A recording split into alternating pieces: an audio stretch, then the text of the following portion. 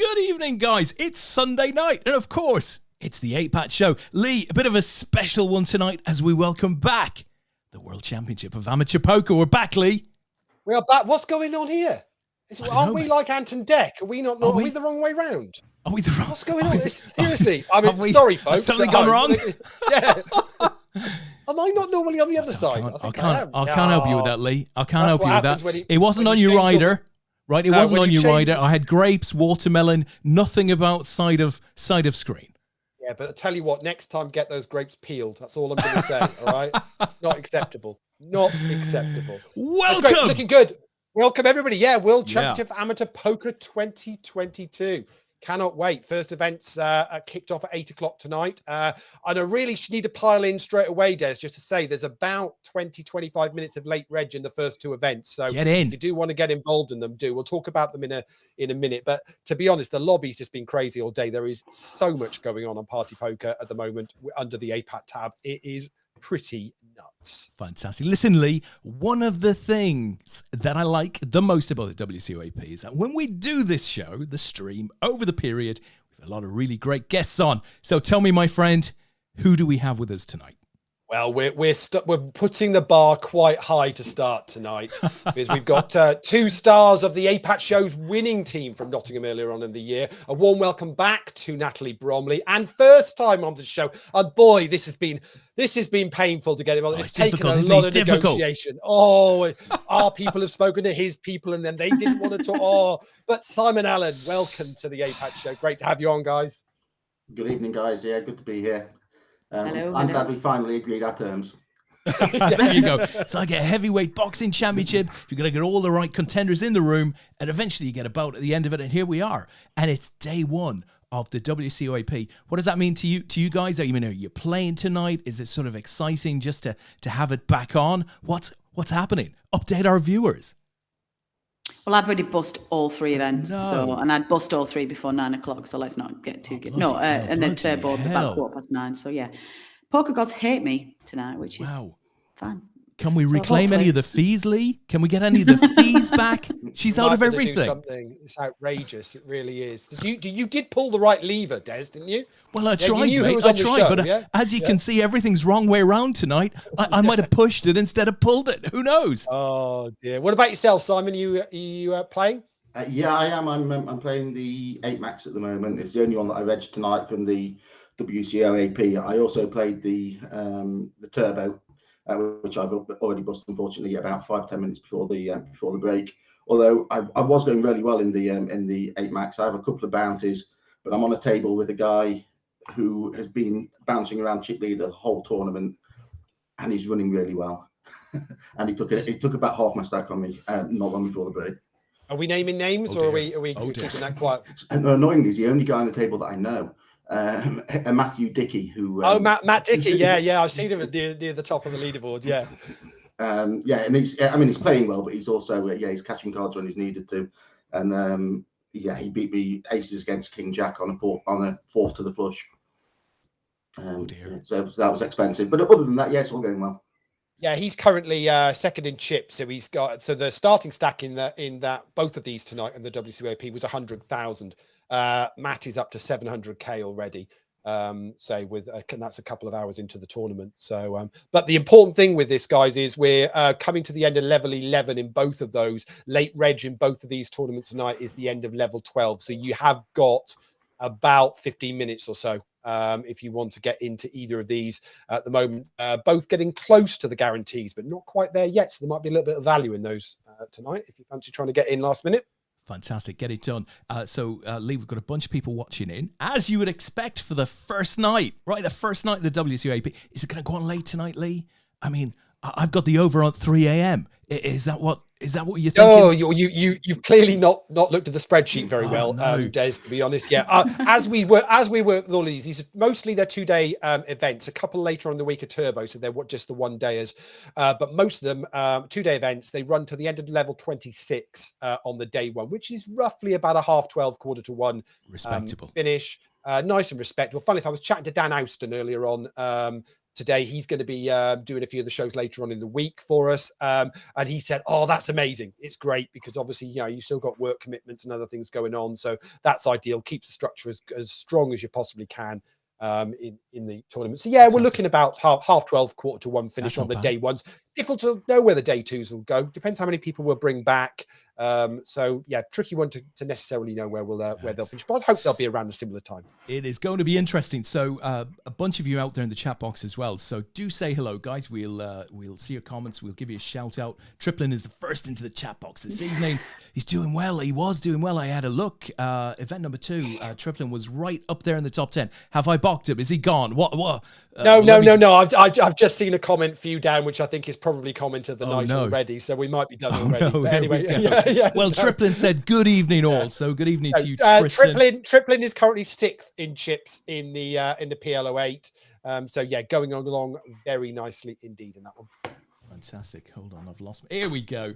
So Carl Pilgrim, the captain, is out there. Hi guys. Hi to you, Carl. Mr. Haycock. Hi Natalie. Hi Jen. Well, I know what he's doing there. He's just sort of laid into Simon, hasn't he? Simon substituted for Jen Mason in the APAT show team that won the UK team championship. And Paul won't let him forget it, but Simon was a significant contributor on this. I remember running over and back and doing all sorts of good things. When I was doing the show graphics earlier on, I nearly put special guests Natalie Bromley and Jen Mason. And I thought, no, I'm not going to do that. That's really pretty low, isn't it? I won't go there. Yeah. Brendan Byrne is there. Evening, guys. Evening to you, Brendan. Kerry is there as well. Hello, everyone. Hello to you, madam. So lots of you out there. Do say hello. We'll give you a shout out and we'll go from there. So Lee, talking of going from there, where are we going to first?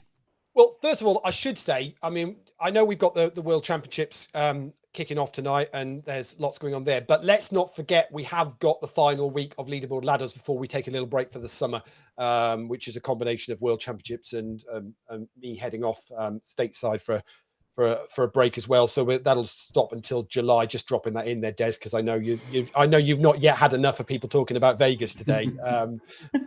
So as we've spent most of the day talking to Stu Ward. So hi Stu, if you're watching. Yeah. He's probably. I doubt very much he's probably watching. He's probably in the Bellagio fountains about now, I'd imagine, or something along those lines. Anyway, so we have got final week 65 of Leaderboard Ladders. Let me just quickly run through where we're at with that. Now, Des, they're all chasing a Welshman at the top of the leaderboard. So who do you think I'm talking about? Well, it's got to be Rudders, right? No, it's Dylan Herbert. Really? Dylan Herbert. Wow. Found Leaderboard Ladders quite late, but he's absolutely on a flyer. He's already up to step 2. So he's had 3 cashes this week and was, I think, is just bust the main event in 9th place, but he's going to add enough points to give himself a good shout at the top. Mr. Wigglesworth, Dave, Tony Ross, Aaron, usual names are all in the top 20 there. Unfortunately, the 5 o'clock deep stack didn't run. Not quite sure why. I think everyone was so busy trying to play our WCOAP games, to be honest, that they forgot to actually register for that one. First time it's ever happened in 65 weeks. But hey, that's the way it goes. So the main event tonight got 87 runners, smashed the guarantee, $2,601 in the prize pool, paying top 15. We're down to 7 already. There's $682 up top. Pontus Dahlgren is on that final table from Sweden, very regular player with APAT. Brad Rutland is currently chip leader, Sean Harper in second. PLO also smashed its guarantee tonight as well. That's paying top 6. There's 7 currently left in that. Pontus is in that final 7 as well, so possibly could add a lot of points tonight. Yanni's also in there. Richard King, the Chocolate King, as we like to call him, because he won so much in the Advent Calendar comp the other year. More chocolate than he knew what to do with. Brendan Byrne is also in that one as well. And is it too soon to be mentioning the Turbo PKO guys, or are you comfortable with it now? I know these two both bust quite early in that one, unfortunately. Got 70 runners in the end, which is insane. It's a $500 guarantee. So got $700 in that. It's paying top 11. We are down to 31 in that one. There is a young Carl Pilgrim, third in chips in that one. So good luck to you, Carl. Currently third in that, but say we're a little bit off. It's paying top 11 on that one at the moment. But of course, the main focus is on, I guess, the WCOAP. We're way out at the moment, but you've got still about 10 minutes left to register. So there's currently 685 runners in event number 1, 134 runners in event number 2. So a little bit, say, a way off. So I think probably what we'll do, Des, is we'll try and find a table on the WCOAP to follow. So if you bear with me a second. Table. Not your, you definitely don't want your table. Absolutely Simon, not. so. I do not need that box. I'll tell you what, look, I just feel it's of the moment. As Lee is finding a table, right? A little competition for you, Lee, right? A little challenge, just as if you need a challenge on top of trying to find a table. I went to see Maverick. I don't know if any of you guys have seen Maverick yet. Went to see it a couple of days ago. Right, hold on.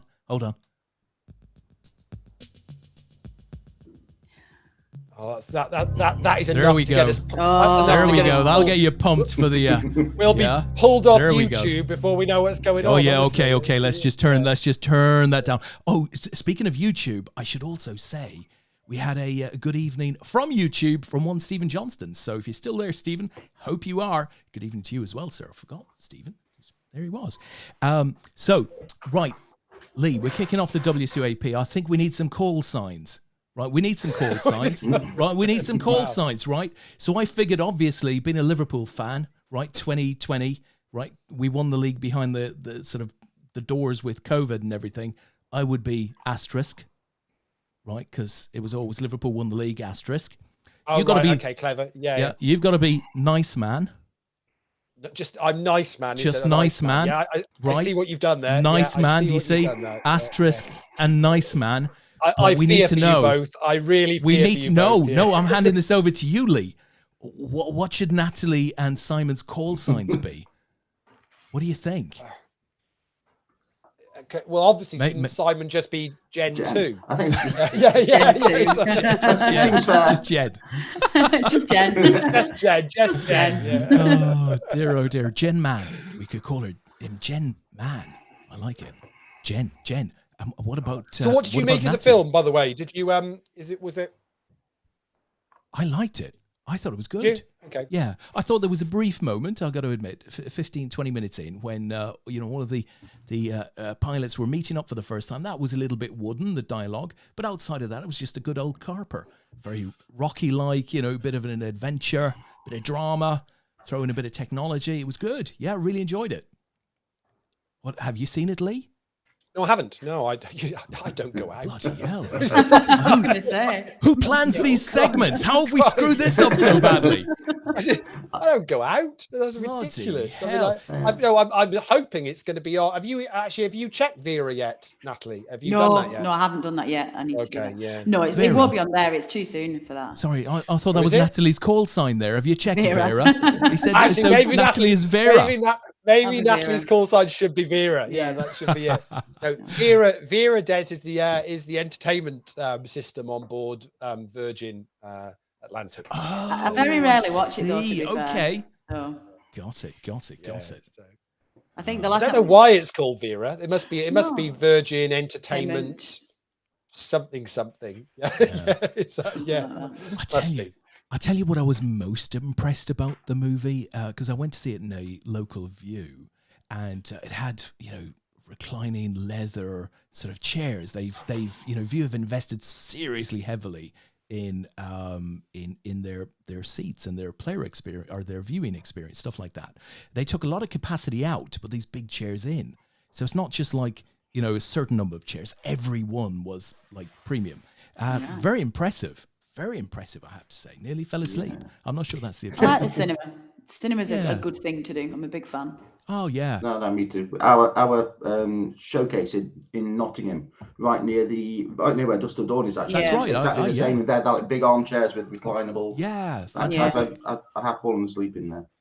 I heard someone told me that had shut down. Is that true, or is that a falsehood? Unless it's happened incredibly recently, I'm pretty sure it's still open. Okay, good. That's all right then. I've spent a lot of time in that cinema when I've inevitably bust a tournament really early, and I've got time to kill. Go and have a bit of a consolation hot dog or something. I've been there. I've done that. Right, Simon Lawler, the man of the moment, is there. He says, "Evening all." Eddie Niascu has arrived as well. Good evening.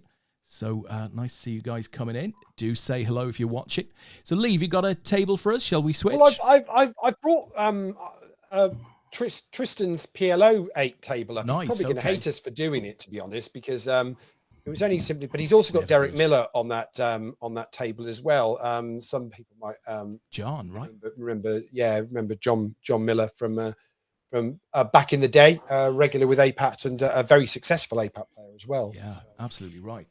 So now I know it's not everybody's game, PLO8, to necessarily talk on, but it's very much at the early stages at the moment in the tournament. So it's kind of not really one to worry too much about. But what I would say is you're on your 3-minute warning, folks.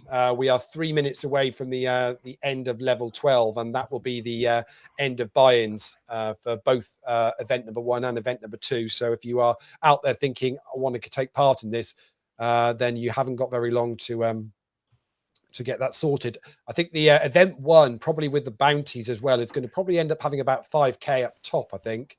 Yeah. And the PLO8 is going to have close to $1,500 up top. So some tasty money to start off the series with. For sure, and it's looking like about 5k's worth of value maybe in event 1 as well, Lee. We'll see where that is in 10 minutes time, but that's where it's currently sat. So there might be some good news for somebody there tonight. So, I mean, I guess the thing, Des, is I know it's been a little bit on since the team event in Nottingham, but when we've all had each of the team members on, we've kind of spoken to them about how they found the weekend. So, Simon, we haven't yet actually had that conversation with you. I know we joke about being a kind of a last minute replacement for Jen, but actually, you're an integral part of that team because you only win that event with all 8 of you together, working together and supporting each other. And some win points, some don't win points. It doesn't really matter. It's about working as a team to do that. How did you find the weekend? I love the weekend. I mean, it's a tournament that I've played a number of times now anyway. Probably going back 10 years since I first played it. It's probably my favorite event of the year. Every year that I played it. So I was just really pleased to be asked to play it and to get onto the team with the guys that we ended up winning it with was fantastic. They were all really great guys, and it was just a brilliant event like it always is. It's a little bit of extra pressure playing a team event, isn't it, Simon? Have you played team events before? Yeah, absolutely. As I say, the APAT team event, I first played it down in Luton. Crikey. I can't remember what year it was, but it was probably 10 years ago now. Wow. Okay, you've played a few then. So I played it. I have played a few of them, and as I say, I've always loved it. Always enjoyed it. The atmosphere. You were on the Fish Heads team once, weren't you? I started off life on the Hit Squad team. Okay. Yeah. I played for those. David Harvey, right? Days. That's right. Yeah. So that came from days playing on Sky Poker, which is where I first met Natalie, actually. Sorry, I'm trying to concentrate on the table and talking to you. I cannot multitask. Come on, Jen. Get it together. Your poker takes preference. I was a bit concerned that it was when you said that's where I first met Natalie that you suddenly then like everything fell apart. I was like, lost the ability to speak altogether. But no, I played on a few different teams, and for various reasons, I'm unlikely to play on the Hit Squad team again. But then the Fish Face Gang team, as they like to call themselves, I played on there for a couple of years, and they're a really good bunch of guys. Unfortunately, after COVID and coming back to poker, they were unable to organise themselves into any semblance of common sense. So we never got to put an entry in. So I was left without a team, and it was actually via the show. I was in the chat box one night. Paul happened to be on. I just sort of said, I hope to see you guys there. Unfortunately, I don't have a team, but I'm going to come along and play some of the side events. Paul had seen that in the chat box. I'm lucky enough to have met Paul on the Pokeriety team actually a good few years ago, and he dropped me a message and said, "Look, Jen's dropped out. Would you fancy playing for us?" And that's kind of how I ended up there. Well, that worked out well, didn't it? It worked out well for everyone. That no, absolutely. Yeah, I've got to say as well, like the commitment that Sai showed over the weekend was incredible. Like the support he gave us on day 2, it was just like he got it, and he was just a great source of support and encouragement to all the teams. So I think he put in an unbelievable shift. I think we were very lucky to have him. Yeah, I think that's kind of what was different with this team, perhaps to any other team that I played on, is that all the members of the team knew what was needed to win that tournament, and the dialogue between all of the players, even on that day too, where I was there just on the rail all day, just passing messages backwards and forwards to each other, and each member understanding what their place in that team was. Yeah, never had that before on any other team I played with. Yeah, it was a really good event. So that's a very important variable, right? And that was noticeable throughout day two, Simon. I mean, you were up at the sort of, at our desk, the APAT desk, multiple times, just looking at the very latest sort of, points positions and who was where and stuff like that. And that's like important, right? It's really important to keep everyone informed, because I think it was noticeable that the APAT show team during that event, I mean, there were numerous times when, players dropped, very promising hands to ensure that, you guys continued to ladder and bag points. And so it was quite strategic in terms of the way they approached it. And you do need runners. You do need people, communicating across the team to enable that to work. Yeah, absolutely. And there was no real team talk on day one. The only thing that was said was just stay in, make day two. Yeah. So I said, obviously I was gutted not to do that. I think particularly as I was kind of the late entry, I really wanted to put up a good show, but sometimes cards don't run for you. You don't play as well as perhaps you could, and I didn't make day two, but it was very, very noticeable that even those when those players were out, everyone was still pulling together. And the three guys that we had left in at the end, all of those knew exactly what their role was. They just knew what to do. I think there's one particular hand that James played, and I think we spoke about it on the show before, where he folded an ace king, and Simon Trumper could not understand what he was doing. I spent 20 minutes on this playing Simon Trumper. They sacrificed a lot of personal glory just for the sake of the team, and it was, they sacrificed their chance to win the overall event just to make sure we won the team event, and it was an incredible team. It was a real honour to be part of it. It really was. And a nice moment at the end when call sign Gracelands opened a bottle of champagne and there was some bubbly to be had. That was nice, right? Yeah. Don't remember that bit. Well, you were on a plane to somewhere really nice. I know that for a fact. But Simon had to enjoy it, right? For his hard work of keeping definitely. He had my glass and he earned it as well. For sure. Absolutely, yeah. I did partake in that. I was driving home afterwards, so it was the only drink of the day. But tiny one. Yeah. But yeah, that was really nice of Paul to do that as well. And I think you could tell he was, as a captain, he was really, really pleased with the effort everyone had put in, and well pleased with the win as well. And he deserved it. Interesting question for you both, having experienced Paul's captaincy at that event in what 10 days time now, we roughly something like that. He's obviously going to captain the England team at the WCOAP in Nottingham. How do you think it'll go? Smaller teams, so only teams of 4, I mean, it's a proper high pressure couple of days that they'll go through there. How do you think he'll get on? I mean, I think he'll perform admirably as a captain. He's a calm head. He's a genuinely nice guy, a genuinely good guy, and people will warm to him and respect him and play for him. Yeah, I think that's definitely true. And I think just the strategy as well, and the clear line of communication, that making sure that everybody knows what they're doing, making sure that everybody knows what their role is, and also feel very much part of that team community as well. I think it's really important. And I think that'll get absolutely smashed, no doubt. Well, it's exciting. It's exciting to see. Yeah, because England won it, I think, back in 2013, but they haven't won it since. They hadn't won it before. So, there's always expectation. They've always got a super strong pool of players to call from. But they found it hard over the years to get over the line. So I dare say if anyone can do it, Paul and his team can. But it'll be really interesting to see. And we're not that far away now, right? What is it, a week and a half? Yeah, I mean, for anybody that wants to, who's up in Nottingham, the team event is on the Wednesday and Thursday. So a week Wednesday, week Thursday. Starts at 3:00 in the afternoon each day. Then there's evening comps as well for those individuals that are playing. But if you want to, come along and support those guys, Dust to Dawn will be open. So you're more than welcome to come along. There's 9 countries in total representing and playing at Dust to Dawn. So really looking forward to it. Bear with me whilst I bust this tournament.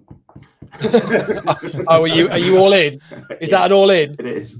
Oh, here we go. Talk us through it, Simon. What have you got? Ace queen in the big blind against 2 raises and a very odd squeeze, which I was right about, king 9. So ace queen against king 9. Oh, needs to hit the straight. Oh. Oh dear, oh dear. There we go. It's a stupid game. Oh, Unlucky, dear, Simon. Oh dear. Unlucky. That's fairly brutal by the sound of it. That's poker. Did he flop the straight? No, river, of course. I rivered the straight. Oh, yeah. Goodness me. Sorry, Si. Yeah, with the 9 as well. Oh, what? Oh, dear. That's disgusting. Yeah. Oh. Well, I didn't do anything wrong. I played it right. I got the cards in a good spot. Yeah, you're ahead. And You're now looking I'm quite out. strong there. Nature of the game, my friend. No, Nature of the game. Absolutely. It could have been worse. I had a couple of head prizes at least. It could have been worse. How much do you have in bounties there in total, Si? I think it was like 30, 33, something like that. Okay, so $55 buy-in. So So how do you find these the bounty comps? They seem to be becoming more and more popular. I saw that, I think it might be as of this Sunday, the Sunday Millions on PokerStars is permanently going to a bounty comp. What do you make of that? I don't like it. I think it's what players want. I think that if the sites wouldn't put on so many bounties if they weren't getting the numbers from the player pools, and I think that's just a reality of online poker at the minute. It's not my favourite format, but and it encourages a different style of play, I think. But yeah, it is what it is. I think a lot of it's born as well from there seems to be a real lack of patience for poker at the current generation. I don't know whether the period of COVID and online poker being the only format that you can play for such a long time, but I'm really frustrated now where people just want instant results. And I think that the rise of the popularity of the bounty hunter style tournament is very much about that. They're all about just getting some money in there. They don't want to be patient. They don't want to grind a tournament for hours and go for those top 3 places. They just want a return and they just want some money back. And I find it frustrating as a player who very much enjoys the playing for a long time and the strategy of a full tournament. I do not like bounty hunter tournaments at all. I'm really disappointed that the Sunday Million's gone that way, to be honest. I mean, I'll still play it, obviously, but because it's the Sunday Million. But I don't like it at all. And I think it'll come back. I think it's a fad, and I think we'll see some twist again. But yeah, I think we've lost a lot of the respect for the strategy and the patience and the mental agility that poker brings you for a quick fix, and I don't like it. I think it was David Lappin that suggested a little while ago that in the same way for online, there was a move across to knockout bounty comps. He also thought that mystery bounties could do the same for the live environment. Have either of you played a mystery bounty yet? No, I'm playing my first one this week. I think there's one. I think in the series we're playing one. So where is that, Natalie? Whereabouts are you playing that? Somewhere across the Atlantic. There's some. you haven't. You've got to travel for it. Yeah, it's got to get on a plane. Not a fan. Oh right, okay. Got to have a look at Vera. Consult Vera. Sounds terrible. But yeah, so I'll be playing my first one. So I will report back. Now, have you planned any sort of strategy to play it? Does it play differently or? I do know. I haven't. No. I think from what I understand, when the bounties only come into play from day 2, I think it obviously just means that I think there'll be probably less erratic play on day 1, because there is a real monetary benefit to making day 2. So I think you'll see more players trying to get into day 2, even if they've got a short stack. I think you'll see a lot less of the last couple of levels where people just can't be bothered to come back to a day 2 with a 20 big blind stack. I think they will, because they want to get into day 2 to put the bounties in play. But other than that, I haven't looked in any great depth as to what the strategy is. So who knows? Yeah, it'd be interesting to see. I know I think Dust Till Dawn ran one a little while ago. I saw there was one running over in Vegas last week, which had 2 of the mystery bounties were $250,000 in each. Which is kind of insane. I'm not sure what the buy-in was for the comp, but But yeah, that's great that you can bust somebody on day 2, pick an envelope, and win 250,000. We're getting some strategy input from Mr. Bromley, who sat behind me, or just like literally here, who said apparently the way that they've been playing is that people are like playing really aggressive on day 1 because they are trying to rack up really big stacks to take advantage of the bounties on day 2. So actually, okay, right. So they're not just trying to get into day 2 to have a shot at a bounty. They're trying to. They're saying, you want to stack so that basically you can cover as many people as possible to have as many shots at the bounties. Correct. Right. Yeah. That sort of makes a lot of sense. Yeah. There you go. Yeah, that does. Yeah. Look at that. My consultant tells me, who's just over that shoulder. So yeah, all good. See, the strategy in everything, guys. Strategy in everything. Little update from the chat box. Simon Lawler discussing Vegas trips, making me very jealous. You and I together, Simon. Triplin, how do you play this again? Well, he's doing okay. I mean, he and John Miller are both in the top 5, 6. Yeah, I mean, John's third in chips at the moment, and Triplin's 6th in chips. So they kind of both must know what they're doing here. I think so. Billy Johnston's joined us. Boche, everyone. Missed out. Hold on, that was Scottish. Right, Billy's that was a good Irish. effort at Scottish. That wasn't bad. I'd have to do something slightly different. All right. Yeah. Boche, everyone. That sounds a little bit Derry girls. Maybe we'll not. I was going to say that was even worse. That was not great. That was poor. However, what he has said in English, missed out playing in most of the events today, sadly, but thought I'd drop in to say hi. So thanks for dropping in, sir. Hello. Carl says it's going to be our year. So he's talking about the team event. Carl, of course, was a member of that winning team in 2013, that England team. And El Capitano Haycock this time is in the chat. He says, thanks for being so nice. Let's see if Tom, Pete, and Gaz think the same in a couple of weeks. I'm sure they will. And Defo echo Natalie's comments about Simon. Played a blinder all weekend, regardless of not making day 2. Many players in that event do not make day 2.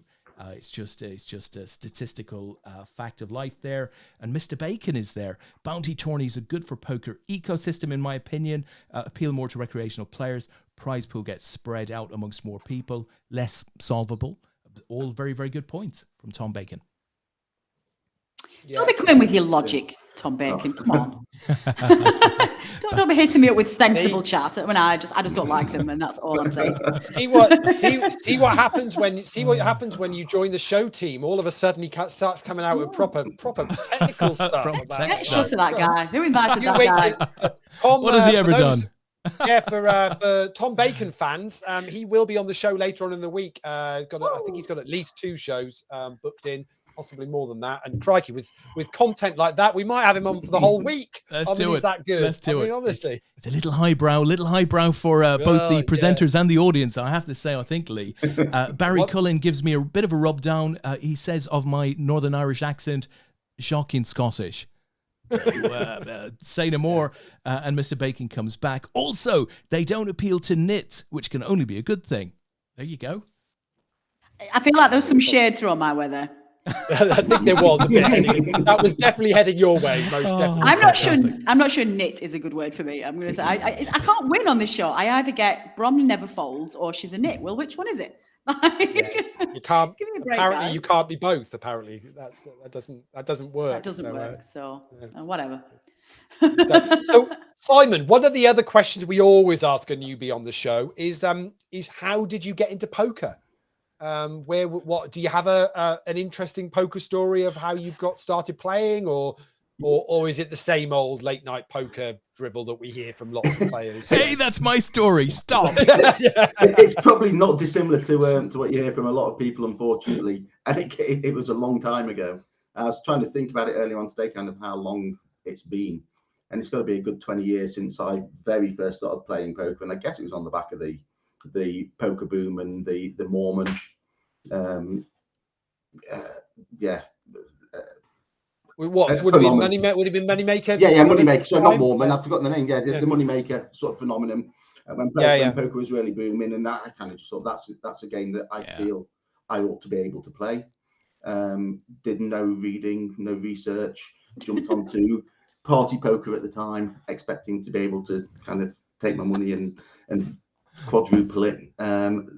Consistently lost for a decent period of time, and improved a little bit, but then found pub poker, and at a local, it was actually a local kind of village hall where they had a 3-table game, and I started going there, met up with some people that knew a little bit more than me, and the thing that was kind of the big change for me is somebody told me to read Harrington on Hold'em, and from that point I kind of understood a lot more about poker. And I know that book's now probably a little outdated, but the fundamentals. Do you think it is? I was just, when you said that, I just thought I was going to ask you the question, do you think it's still relatable today to somebody that was new to the game to say, actually, just go and read those books because that will give you a good standing in what you need to do? Or do you think now it's way off the mark? It'd be really difficult. I think if what you're looking for is just fundamentals of the game, then yes, it teaches that really well.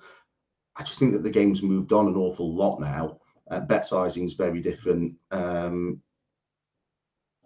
And yes, with solvers and things that people are now have accessibility, people have just got a far higher level of understanding. So I'd say, yeah, if somebody's learning the game, I'd still say read it, but don't expect it to give you the same level of acceleration that it did back when I was learning, kind of 10, 15, even more years ago. I sort of miss those days, I have to say. I miss the innocence of it back in the day. You know, some of the World Series of Poker coverage, you know, which was much less high-tech than it is today. It's just all a little bit grimier and stuff like that. I sort of miss that. It's sort of clean-cut today. There seem to be more interesting characters back in the day, whereas today, again, it just feels a little robotic. The game does seem to have lost a lot of its mystery, a lot of its characters over the years, I have to say, sad as that is. Yeah, I think the fact that, I mean, it used to be most nights of the week at some point you could turn on a channel on the TV. I mean, some of them were fairly well hidden, but you could find poker on TV quite a lot of nights of the week. And for a lot of us, I guess that's how we first got exposed to the game. And, you know, you've got your Tony G's and your Devil Fishers, Helmuth at the time, all of those guys, and they were all TV characters, but it gave a little bit of personality to the game. And yeah, I kind of miss those days. It's not, you don't feel it quite the same as you used to do back then. Yeah, no, absolutely. Are any of you guys watching Poker Go? Any of the coverage on there this year? I've not ever subscribed to it. I have friends who have done and recommended that I ought to do, but kind of same as everything in life at the minute, time to spend doing these things is a problem. Yeah, definitely the same. I must admit, I haven't done it yet this year, but I suspect I will do. I'll probably do it ahead of the main event. Haven't really been able to keep too much up with it.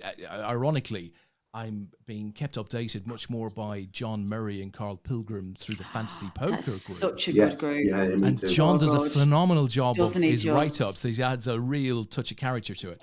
But I'm keeping updated much more from the guys doing that work than I am through finding time to go and do other stuff. But I think once the main event comes around, you know, that's you just have to be following that. So whether that's through Poker News or through the guys in the fantasy group, or just, you know, nicking that Poker Go subscription for a month or whatever, I think I'll definitely get involved.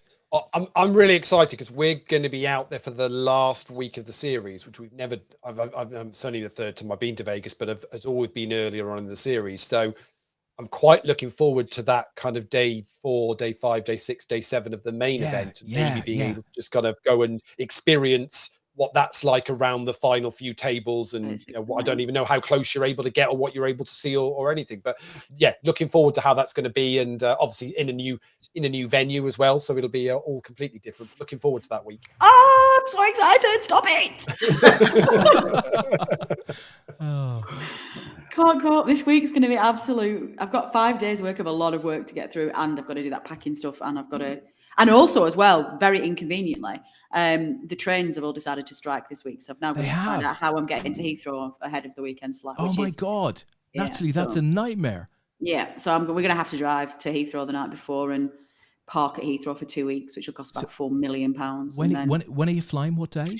Saturday. So I think we're just going to leave Friday night. Yeah. So, and I'm just concerned that if we set off first thing in the morning and everybody's having to be on the road to get to Heathrow Airport because of the train strike, so we're gonna go the night before and get a hotel at the airport and also it means we can get there early and avoid the chaos. Let's focus on all the positives here. No tests. Yes, no masks. Yes. Yeah, so, I'm fully aware this is massive first world problem territory. It's like, oh, poor me having to get in a car and drive to Heathrow rather than get on a train. But,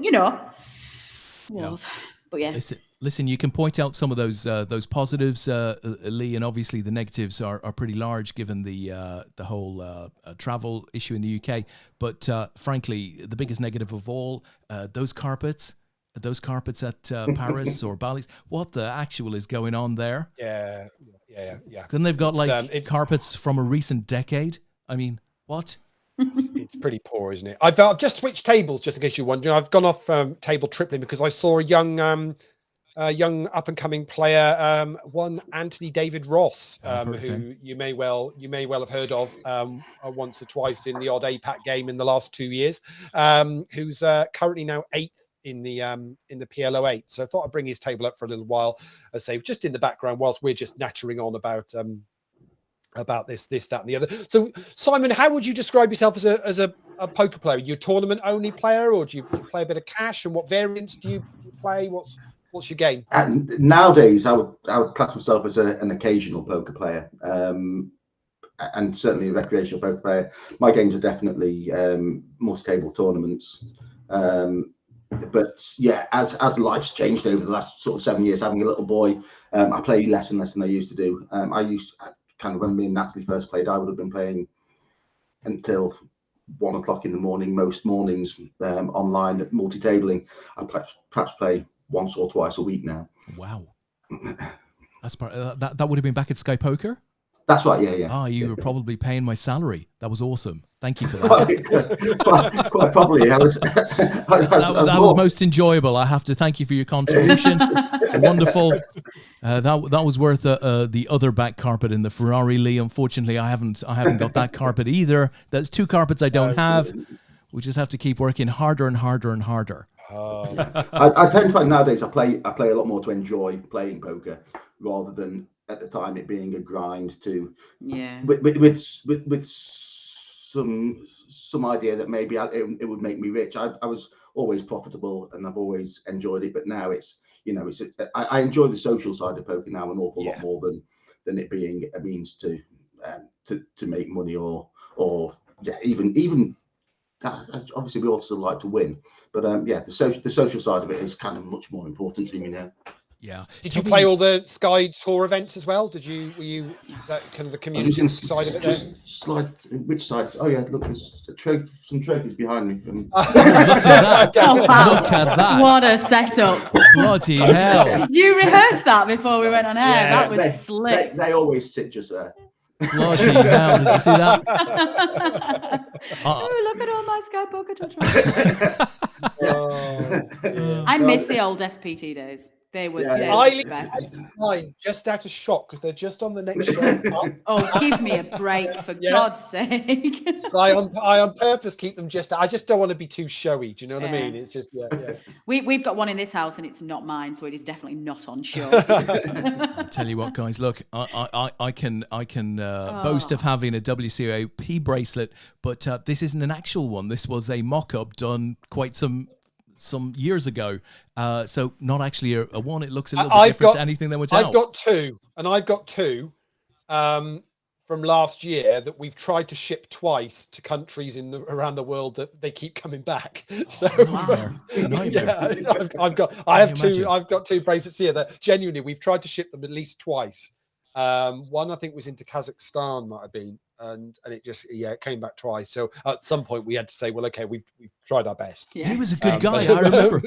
I remember he was in the chat box and everything because there was the joke about me needing to sing the Kazakhstan national anthem in a mankini or something, if I remember correctly. And talking about bling, Des, have you got because we this week we got confirmation from Kevin the team about this this year's Ling, have you got that available? Is that something? Yeah. Would you like me to put that up?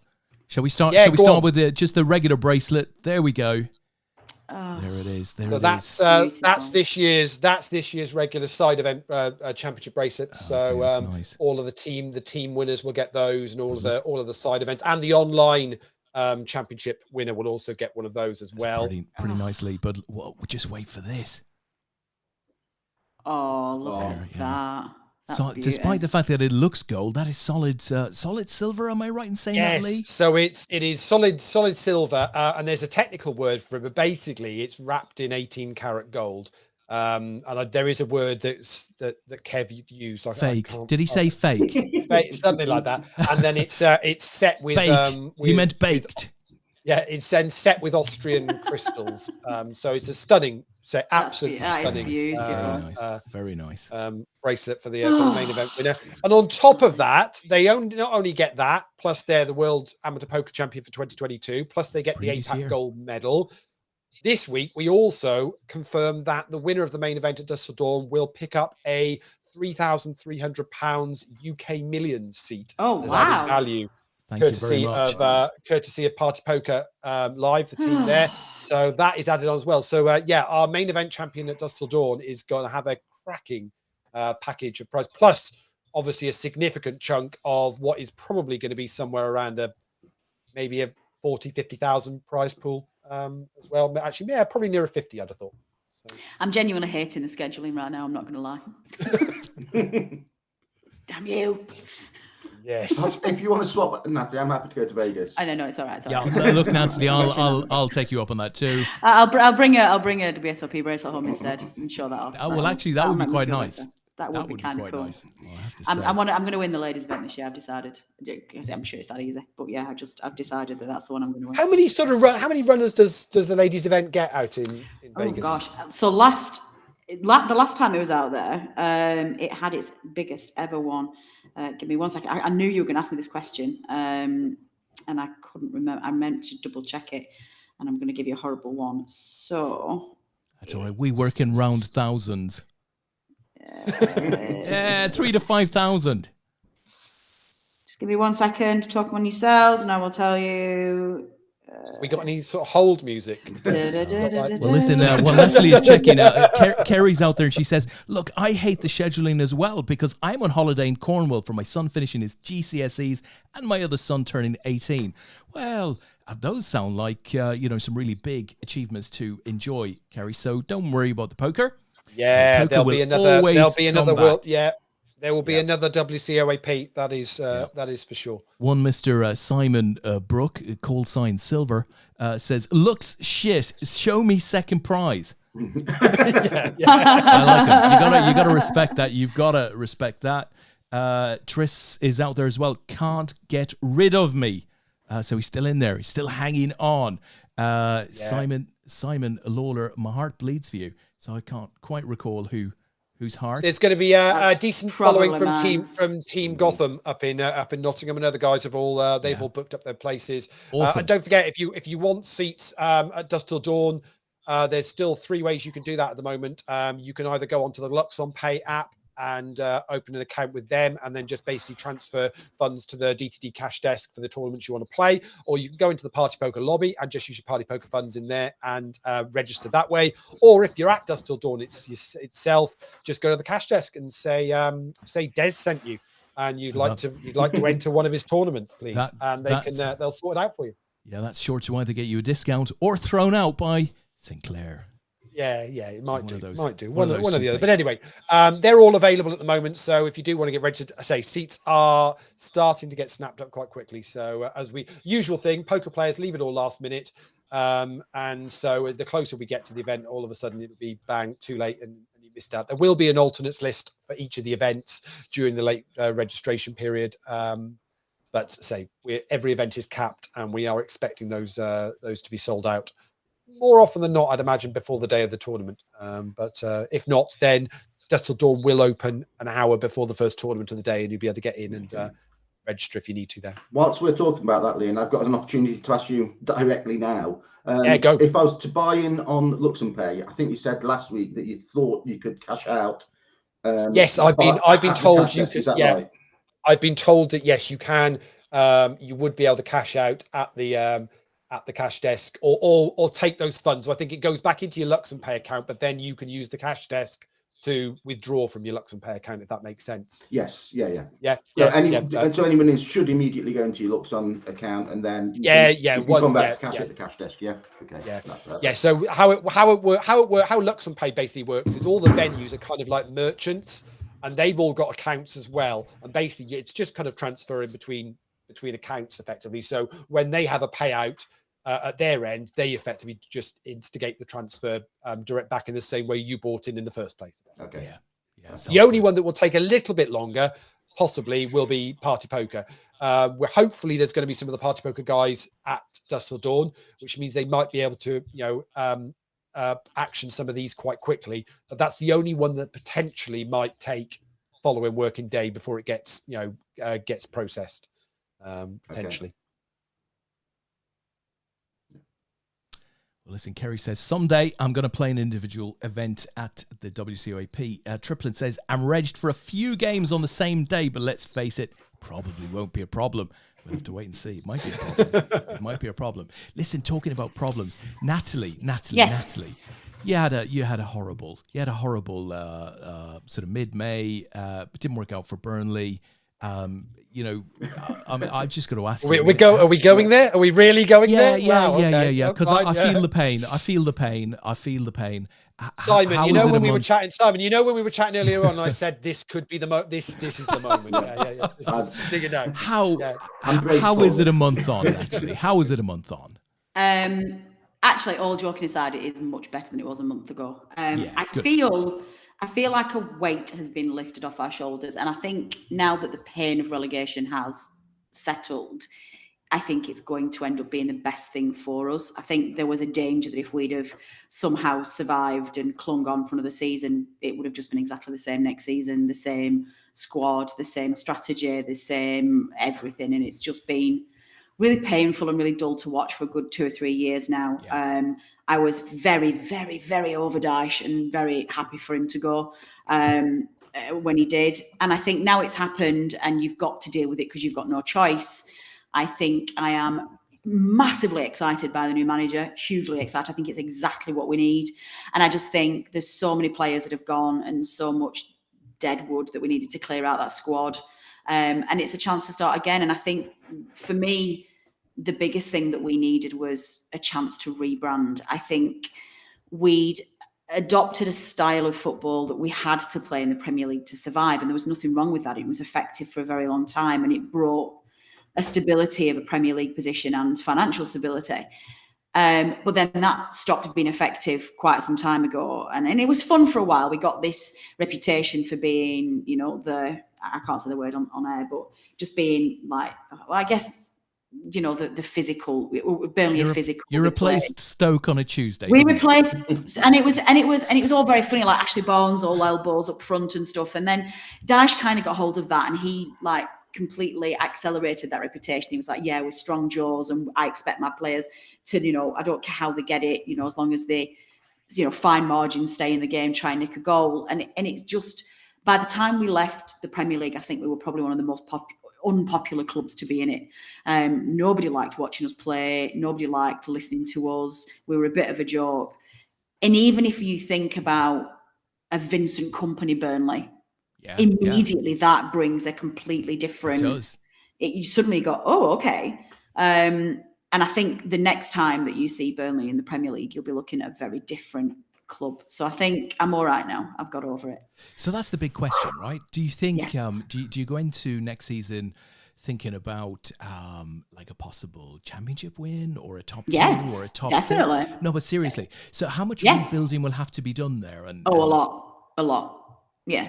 But I was talking about this. I was at my dad's obviously this morning and we were talking about this then.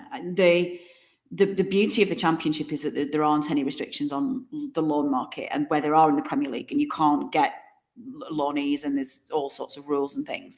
Most people completely and utterly take advantage of the loan market in the championship, and you don't, because the clubs don't have the money for the financial outlay to buy the squad that they need. So I fully expect we will get a good chunk of loanees from Premier League clubs or maybe from Europe with a couple of signings. We do need a big rebuild. But aside from a few teams, the Championship isn't a great side. And I think it's a sad reality of the English pyramid system at the moment that it's a much more comfortable place for the sides that get relegated from the Premier League, even if they're not like a great size themselves. They get out of it very quickly with the parachute money and the squads that we've got. And if we keep some of the players that we think we're going to keep as well, then we could genuinely start next season with a back five of Nick Pope, Charlie Taylor, Nathan Collins, Kevin Long, and Connor Roberts. That's a ridiculous defence for the Championship. To be honest, you take that for England at the Euros or the World Cup or wherever the hell they're off to, because you've got some decent players in there. So do you think, does Company have the know-how to win in the Championship? Or is that a bit of a fallacy that actually, a Premier League winning captain might not have it? Of course he has, right? Or do you think there might be challenges? I don't know. I think there's challenges. I think we've probably sacrificed Championship experience for a new direction and a fresher approach and a modern attitude to how you run a football club and how you coach players. He had varying degrees of success at Anderlecht, but on the whole, he impressed. And a lot of people talked about a very forward-thinking and modern vision for his sides that were hugely entertaining to watch, very strong and resilient in defence, but also hugely entertaining when they piled forward in attack. So I think I'm looking for something different now. We've watched the same football from the same squad of players for 8 years, and I'm ready for a change. So quite frankly, but it's interesting really, this week he did say he does have a very clear strategy, but he's not going to tell anybody what it is because he's very aware that you say, oh, this is my vision, and then you lose your first game and the pressure's on already and you're suddenly on the back foot. Smart. Yeah, so he's saying, I've got a vision and it's going to stay in my head. And, I know that it's a results business and I know that we have to get some results on the board. But I think there's a financial pressure to go up again quickly, but that's the same for every Championship club. I don't think we're any different there. But yeah, I think I'm just excited for something different, and I want to enjoy my football again. For two years straight, it's been a bind going to watch them, and it's been hard. It's been a long slog, and it's been, my God, awful to watch, really awful. So quite frankly, I'm looking forward to going to a division where it's competitive, where anybody can win, where it's not, you've just got to try and keep your head above water and try and survive, which is what we've been doing for 8 years. And I can't wait for the thrill of the Championship. To be honest, even if you do have to go through a playoff route, which hopefully you won't, but if you do have to, hell, that's the equivalent of any domestic trophy semi-finals. That's very high profile. Those are big games. So tell me, do you think the ownership group there, will they have the patience to support the team and Company, or could they turn quickly, do you think? I don't know. And I don't know. That's an untested market, I guess, from them. I predicted as early as last September that Dyche wouldn't be our manager by the end of the season. I thought the writing was on the wall as early as that. We had an awful start to last campaign. And I remember watching, I think we lost our first 6 or 7 games on the bounce of the first 6 or 7 games. And I remember watching Dyche getting interviewed after a home game where we were particularly poor. I think it might have even been Leeds at home where we were ahead and ended up losing. And he was asked, obviously it's been a poor start for Burnley, what do you change from here? And Dyche just turned around and went, well, nothing. We're just going to do what we've always done because it's worked before. And I straight away was like, no, that's bad. I'm genuinely very concerned by that strategy. And at that point, we had a new owners who weren't, they weren't local businessmen. They didn't have the connection, not the connection. They didn't have the heart connection, the heartstrings to the club. They were thinking with their heads, not with their hearts. That's what I'm trying to get at. And I remember saying at the time, Dyche won't last this season because at the end of the day, they've spent 200 million buying this club. They're not going to, they're going to make smart decisions. And it turned out they did. So traditionally, Burnley haven't had big, quick turnovers of manager. We've been very patient. We've not had, our managers tend to stay for a long time. But these guys are and I don't mind that. I don't want to see us getting to the point where we sack managers just because they've gone 10 games without decent results. I don't want us to be that club. I don't want us to be Watford. I want us to give people the time and the patience to rebuild, but I want them to be ruthless when it's obvious. And to me, it was obvious that Daesh needed to go. It was obvious 3 months before that he needed to go. I don't know why it took them so long to do that. So I'm not really sure, to be honest. It'll be interesting to see actually how they do this. We'll wait and see. So listen, what you needed to do, Natalie, is you needed to put an interim manager in that you could then put upstairs for a couple of years on some sort of contract. I mean, I don't know why nobody's done it before, because that's ultimately that is how you build a club for the future. They're still stinging. To me, it just makes perfect sense, because then what can happen is that when you bring the new manager in, obviously he's going to hit the ground running and sign players, and it's just going to be. I mean, he's pretty much just going to have a team ready to go pre-season and hit the ground running, and you're not going to be scratching your head wondering how your potential competitors for the following season are already making marquee signings, and whilst you're not. None of that would happen. I mean, I don't know why no one's worked it out. It's very straightforward. Lee, do we need to talk? Are you okay, love? Tell you what, it sounds to me like he needs a couple of weeks in the sun. That's what he needs. That's what he needs. He needs to get away from it all. Oh, listen, Natalie, I won't upset you any further on football. But one last question, if I can. Of course. You had carved out an incredible niche for yourself with the media. So you appeared on BBC, a Match of the Day. You've done the Premier League productions, all of that sort of stuff. Incredible opportunities. Now, obviously, that's going to carve back a bit because of Burnley going down. A bit. Well, okay. I'm trying to go really gently. And hopefully, Natalie, I mean, you were so blooming good at them that when Burnley come back up, there's no reason why those opportunities shouldn't open up again, right? You're now in a network, as it were. But you're going to miss that. I mean, how are you a month on from losing some of those opportunities? Yeah, I think that was one of the saddest things for relegation for me. But it's quite hard because that ranks quite low in terms of a club's relegation. And I understand that this is, it's not really that important. But I'd spent a lot of years building up a network of contacts and working really hard at the opportunities that were given to me.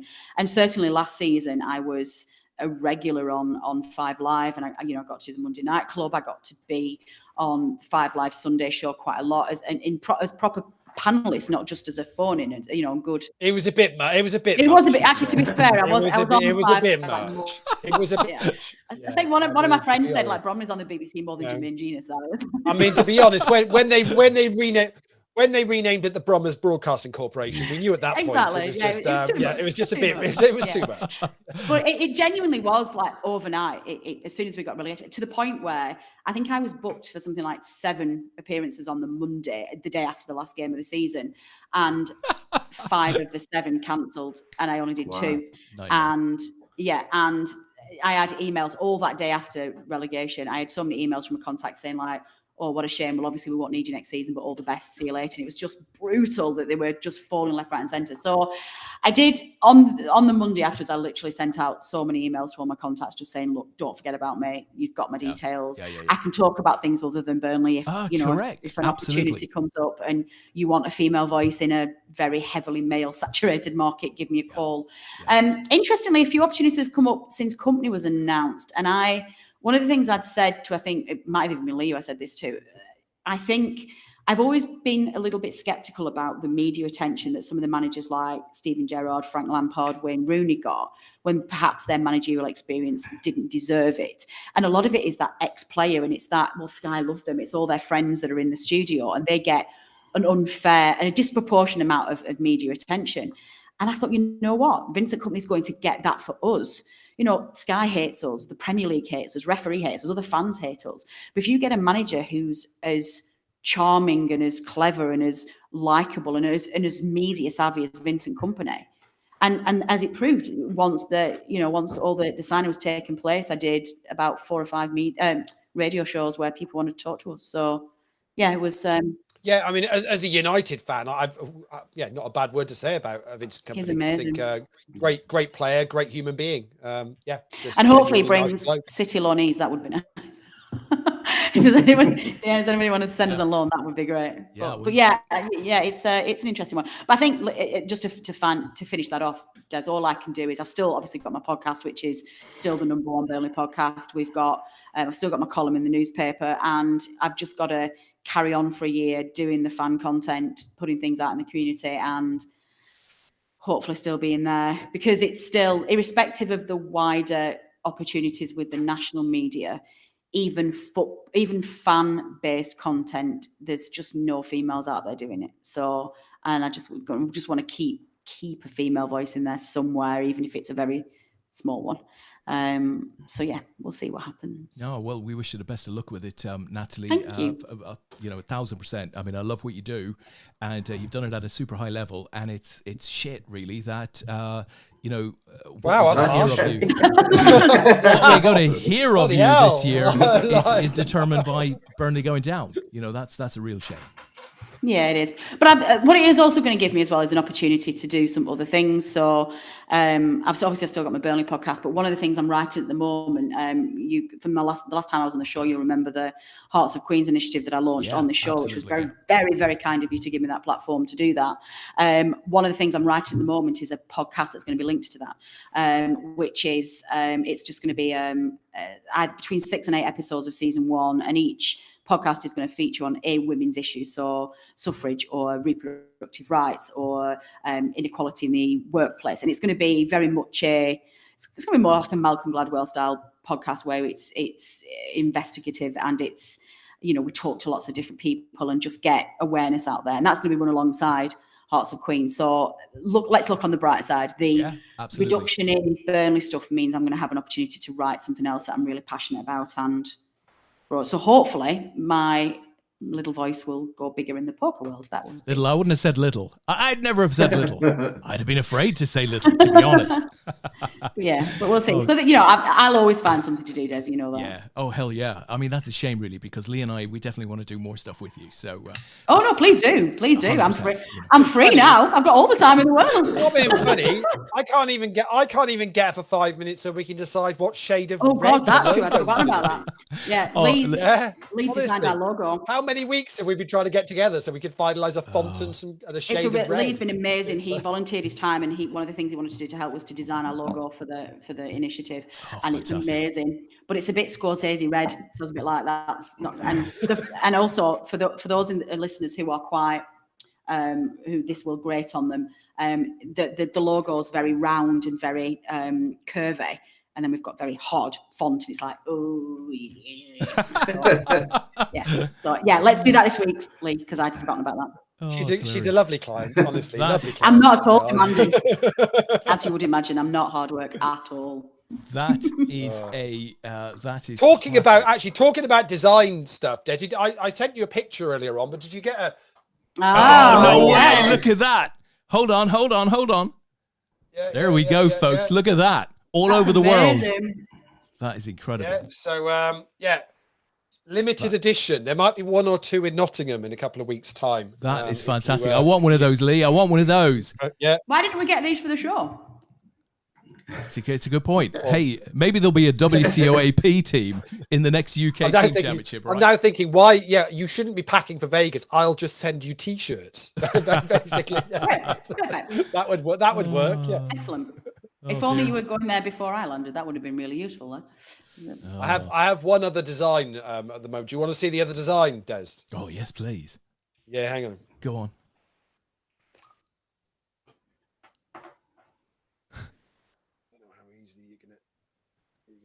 Hold on. We'll go big. We'll go big. There we go. Yes. Oh, that's amazing. I love it, Lee. Fantastic. Yeah. So, we'll probably give a few away up in Nottingham, and that's great. And a few for. Have you and Jen started a T-shirt printing business, Lee? What the hell's going on there? And by Jen, I don't mean Simon. I love a bit of merch. Yeah. So listen, let's give you some chat from the chatty box. Tripling came in with a, can I have Brommer's view on company, please? So I think we got that. We covered I that. think, Done. quietly confident, Tick full of hope. box. Yeah, Tick, we've nice, done that. yeah. One Mr. Wigglesworth. Where are we going? Totally agree, Natalie. Watford fans sounded your exact sentiments on 5 Live. If we'd gone down, wouldn't have been the end of the world. At least we could have been competitive in the Championship. So you've got to take a bright view on it. Pete also goes on to say, just bust the pillow 8. At least I got it heads up with Ace King 9, single suited versus Chip Daddy, Ace 2 3X. Sounds like it didn't work out though. And Pete says, evening, Simon Allen. Hopefully catch up at DTD in a couple of weeks' time. Very nice. That'd be good to see him. Simon, do you have football allegiances? We've never spoken about We follow the same team, and yeah. Oh dear. Oh yes, we have. Well, yeah, yes, we actually, we both disappointing. just. I now just remember that we've actually both sat very miserable at times. Yeah, Yeah. So absolutely. we don't even talk about it, do we? I don't think right now there's a great deal of need to discuss much about Man United. Yeah. And to be fair, I feel, not really feel sure. bad for mentioning it. Now, thinking Where about are it. you Yeah. from, Simon? Where are you from? I'm sorry, I have to call you out on this. Where are you from? Because you are not from Manchester. No. Where are you? Well, I was born in Australia, and Okay. then I've lived in Nottinghamshire pretty much my whole life, and at the minute on the border of Nottingham and Lincoln. So why are either Forest or County not your club? Honestly, I honestly don't know. I mean, as a kid, I never went to watch a football. The only football I saw was on TV. I was 10 years old and playing football in the street, actually. The day that Man United won the FA Cup against Everton, it felt 1985. absolutely, yeah, 10 years old. And at some point you have to choose a team. That sent a good reason to choose a team at that point in time. I can't make any excuses for it, but I've followed them ever since, which meant I've had some good days back in those early days. I followed them all the way through the tougher times before we got the glory days back again, and now I'm gone back down the other side. Yeah, no, we're similar age, Simon, aren't we? And I have vague recollections of the '83 Cup final. Certainly can recall the '85 Cup final, and I remember in my school team, primary school team back in Wales, everyone was a Liverpool fan, apart from one lad who was the captain, who was a Man United fan. And for some reason, I was just, okay, if it's good enough for him, then I didn't really know at the time. So, it was like we were supporting a side. So, yeah, that's it. And at the time, we were pretty rubbish, really. We won a few cup competitions, and that was about it. And then, and then just went on the most ridiculous, successful streak I think you're ever going to see. And what a time, and of an age, growing up when you're in your teens and your 20s, when you're having that success, that's just ridiculous. It just won't. Good times. Won't happen again. Yeah. It does set a certain expectation, and then when we start to see the times that we've had more recently, it makes it more difficult to take, I think.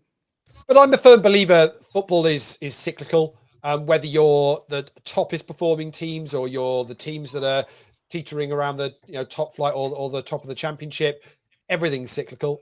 Forest are back in the Premier League now after however long a period that is away. You consider a big club, and then look at somebody like a Derby who are back, have dropped down even further. That were there. I think I said a couple of weeks ago. This is the first year where a team that were in the Premier League have dropped out of the Football League. Is that right? Oldham, I think it is. Yeah, I was just going to say, I'm sure that's true. Yeah, they were one of the founder members of the Premier League. So football is cyclical. When Fergie left United, I said I didn't expect us to be, winning very much. I thought we might, pick up some cups and this, that, and the other. But I genuinely thought it would be a fairer time. I must admit, I didn't think City would do what City have done in the last 5 years. And dominated the Premier League quite as they had. I know Des will have views on Liverpool being close, but actually at the end of the day, they 4 out of 5 now, aren't they? Yeah. Which is, and the point is, I didn't think a team would do that. I didn't think a team would do that because not only have they done it, but they've beaten a team who have scored mid-90 points on 2 or 3 occasions. So what they've done is just insane. Yeah. It's been incredible. They put a bit of money into it, but hey, detail. I think it does. Please.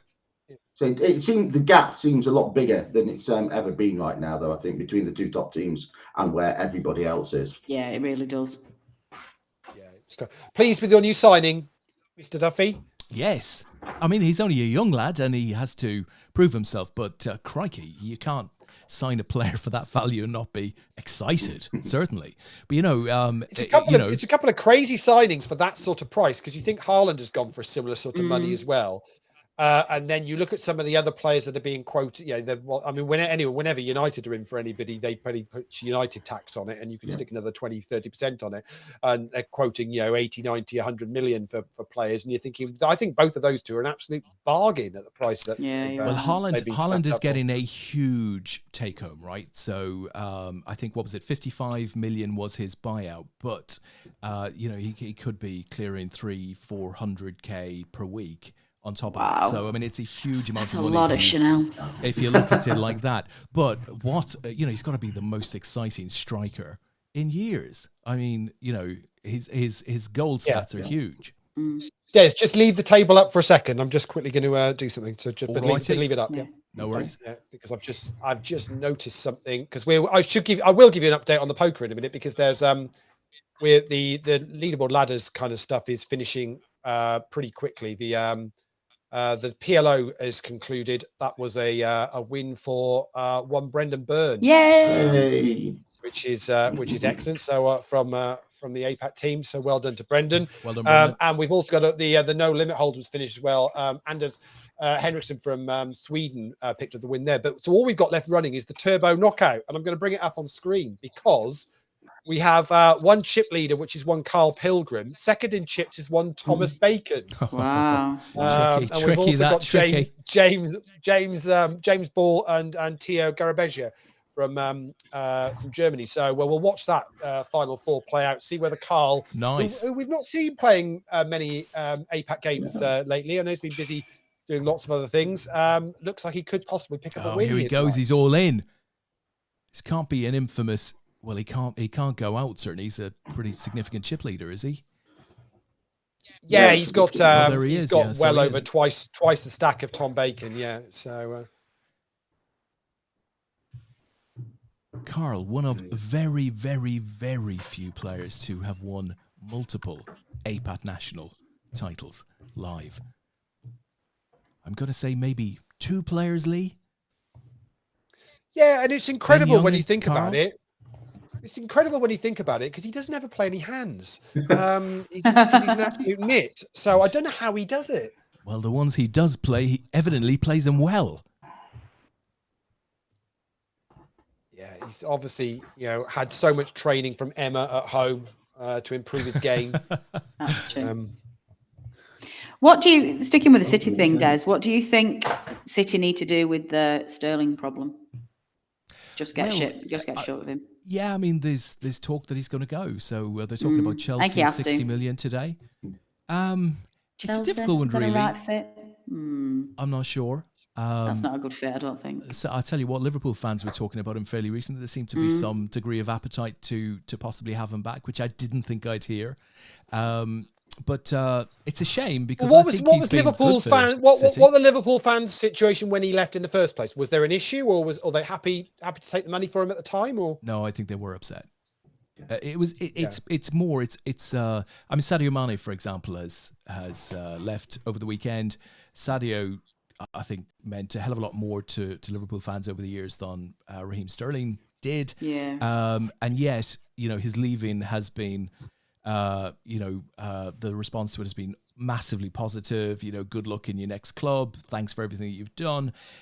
Because he didn't position to leave. There wasn't any of that. Whereas I think with Sterling, that sort of happened several months out, and it just became a thing.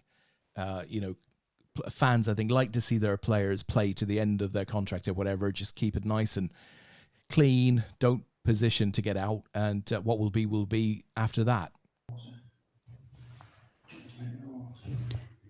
Well, Tom Bacon's taken a massive chip lead here now. Bloody hell, and Carl is all in. I was just watching that hand. Did you see it? It was aces against kings, Tom against Carl. Yeah. Oh, is it? Okay, well spotted, sight. Yeah. Wow. Sorry, I was getting distracted trying to get some water. That's a massive shift. Yeah. I mean, up top here, it says it's the last one of the week, so it's an $11 buy-in. So they're playing for $80 first and second, and then you normally pretty much double that again. That's going to be James getting a double up now through Tom. Carl has put a massive bok in the chat box. All caps, spangly colours, the lot. It's out there. It's the worst. This is exactly what you did to me the other week. Yeah. Yeah. Tom Bacon has come in on the back of that and said, outplayed him. That's just outplayed him. I love it. What I should say about the WCOAP events, they're playing to level 26 tonight. They're both on level 18 at the moment, but we're on the money bubble in the PLO8. We've got 30 left, and it's paying top 29. So they are flying through this. Really, I'm not quite sure how many we're going to bring back for a day 2. Des, I know we talked about straight to a final table. Chat, we'll do a 9 o'clock start because we'll let them play for an hour, but we might have to rethink some plans here at this rate. And in the APAT PKO, they're down to 124, and that's paying top 119. I mean, I'm expecting this to tighten up a little bit at some point. They're not going to keep going at this rate for another 8 levels, I wouldn't have thought. Wow. But I'm expecting about another an hour and a half's play in this tonight, I would have thought. Well, they have got through that, haven't they? That's almost into the money with. I didn't realise there were that many levels left to play tonight. Yeah, so it's supposed to go to 26, but I think I'd have thought, Simon, it's got to tighten up because it gets to a point where obviously you start to talk about big money. I mean, the PKO is playing. First and second are both going to pick up $2,700 plus bounties on top. So you're probably going to see a first prize of about $5,000 for a $55 buy-in tournament. So I'd imagine, it's got to start tightening up as you start considering your ICM positions and your money. No, absolutely. Yeah, I was just surprised it's played as fast as it has, to be honest. Played very fast for me. It was only about 15 minutes. Which means we're already going to start thinking about tomorrow night's COB. Event number 3 is a 6 max 2-day event, $55 buy, and that has got a $25,000 guarantee attached to it. That's a lovely event. That'll get a big number, I'd have thought. I think I can probably only play Monday, Tuesday, Wednesday, can't I? Because Thursday I'm not free. Yeah, I can only play Monday, Tuesday, Wednesday events to make sure I get. Well, actually, I can probably play right through till Friday. I'm only playing 15 minutes then. play as many as I want. I was going to say, well, based on tonight, I mean, it's like we really appreciate your effort towards the guarantee. That's very good. We really do. Listen, cute that I think that I'll be anywhere near it. But listen, Natalie, talking about only playing for 15 minutes, what do you think of England's chances in the World Cup? Are we talking cricket, football? Are we football, talking football or draw? Football. Qatar. Based on the last round of friendlies, none at all. I thought I have no idea what's happened to us. It's been really difficult, and the games that I've watched the last, like the Nations Cup games, so dull. And I watched Burnley for my life, for enjoyment, and they were just. I just feel like something has shifted from the end of the Euros where we were on an impossible high and we had some real enthusiasm about the future and this team maturing and Southgate learning and building on that expertise of knockout football tournaments. And it feels like they've forgotten everything. Now, what I don't know is whether the scheduling of these latest round of competitive friendlies is not helped by the fact that it is the summer break. The players are supposed to be on holiday. Their hearts aren't really in it. They don't necessarily, they'd rather be on a beach somewhere and having a break after a very tough season. But either way, I've gone back the other way. I just think Well, that's the. That's the irony, isn't it? Because it might very well be the end of season lull that has actually ended up causing these results. Like, players don't necessarily want to be there, but that has opened the door to criticism and the media getting involved and questioning Southgate.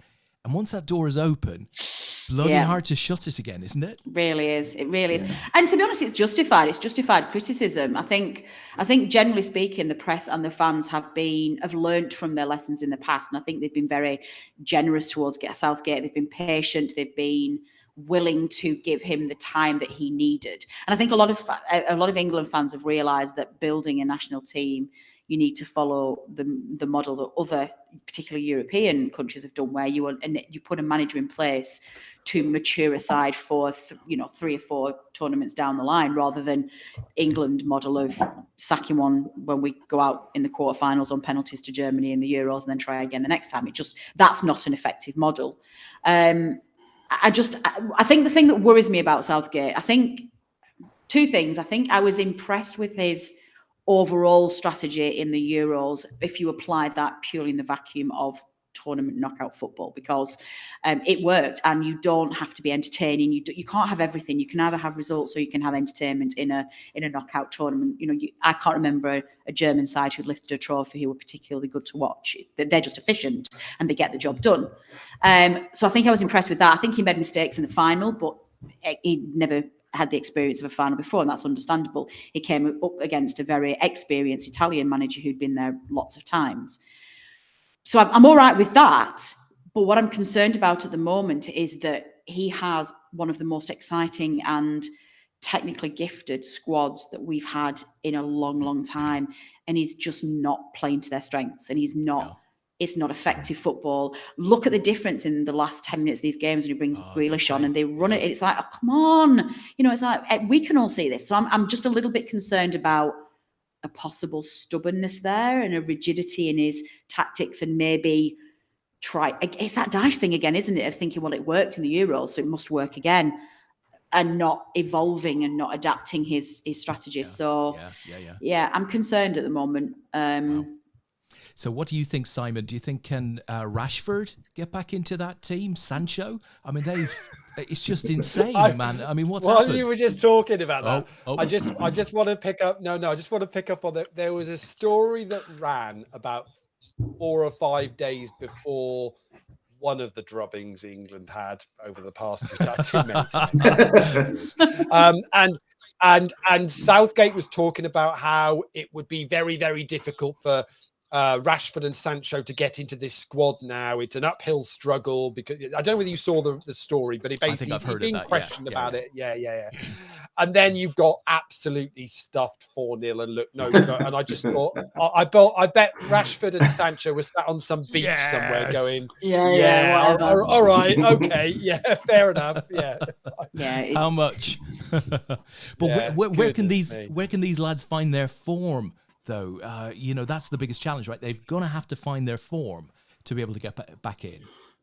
It is kind of a difficult one at the minute because, as you said earlier, you don't know, is it because of the timing after a long season, players' hearts not being entirely in it, they're not being on top of their fitness as much as they would be during the season. You don't know. I mean, they're playing for the country, so they should be giving 100%. But I don't know where it'll go, to be honest. For me, the team should have the technical ability to be doing an awful lot better than they have done over this last month or so.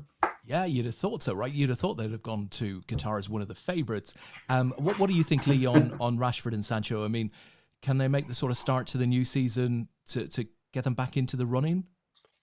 Oh, it's really difficult because I want them to have a really good start to the season, but I also don't want to lose them. Yeah. It's like, can they do all right? Yeah, sort of okay, but probably not enough to get in, and then because it's a weird one. But actually, the fact is players that play well for their country, you do want that, because it's good, because it's confidence. It helps to move you on. There's nothing worse than players. And what United players are lacking at the moment is just they are absolutely rock bottom confidence wise, and actually a lot of them have got plenty of ability. They just need to be pointed in the right direction and given some decent training on what they need to do. So, and ultimately that will benefit whichever nation they play for. But is that not the whole England problem though at the moment? That's summarised as like the same problem that the England squad have got. They've got a huge amount of ability, but the direction that they're being given is shocking, and the tactics. To me, when I watch this England side at the moment, there's nobody on the pitch that knows what their role is supposed to be. You know what I mean? There's no clear strategy, and everybody's kind of like looking at each other going, well, trying to make something happen on a pitch by themselves rather than having that clear goal of how they're supposed to be addressing the game. I've got to agree with that. I think there is this feeling within England that they're trying to be almost too smart, Southgate, in that, you know, he wants to be able to play with like 3 at the back or with 4 at the back. It's like he wants to be agile and deal with the problems you know, that are put in front of him. Yeah. But why is he thinking like that? He's got an incredibly talented team. Why doesn't he have other countries thinking like that about England, as opposed to worrying about other countries? And if the ball, if he attacks, if England attack sides like we know they can, he doesn't have to worry about that, because they're not going to give the chances. You know, it's the old strategy of the best form of defense is attack. You know, if you're constantly moving the ball around in midfield and you're controlling that game, you know, yeah, sure, sides will always have a break, or they'll always have an opportunity that, you know, mistakes or free kicks or whatever. But you don't have to be as obsessed with the back and playing out from the back and being fluid in passing back if you are attacking sides, because the game's different. Absolutely.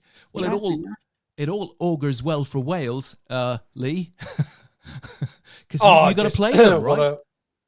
What a month it's been. I mean, it's weird, but this whole kind of Nations League thing at the end of the season. I mean, let's not forget. I mean, Wales were still expected to play all of the Nations League games and throw in that playoff game as well. I mean, we ended up having to play a reserve side the game before we were due to play the playoffs, so we could make sure the players were rested for the one game that actually really mattered. You know, it's a bit of a farce, really, but hey, we got to the World Cup, which is just amazing. Beyond my I'm expectations. So proud of you.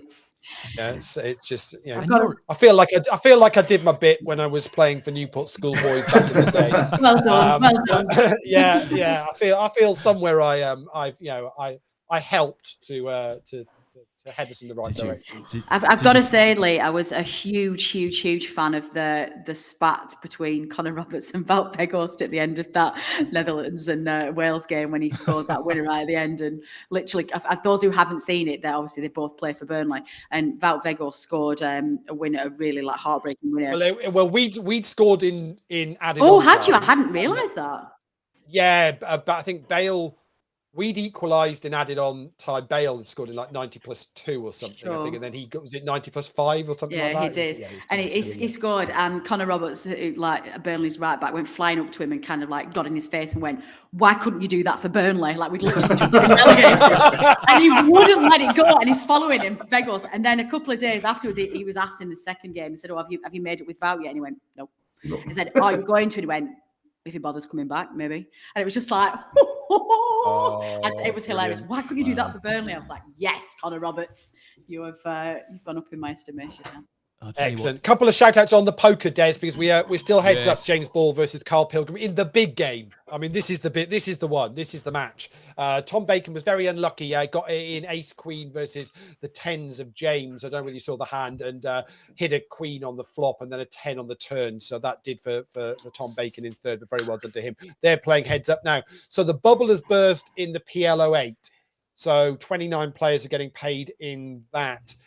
So I can already confirm, already bust and paid out in that, but well done to Jonathan Gill and to John Murray. So John Murray's cashed in that. Nice. Others that are still in are Joe Gaynard, Danny Weaver, Triplin has made it into the money. So well done to Tristan.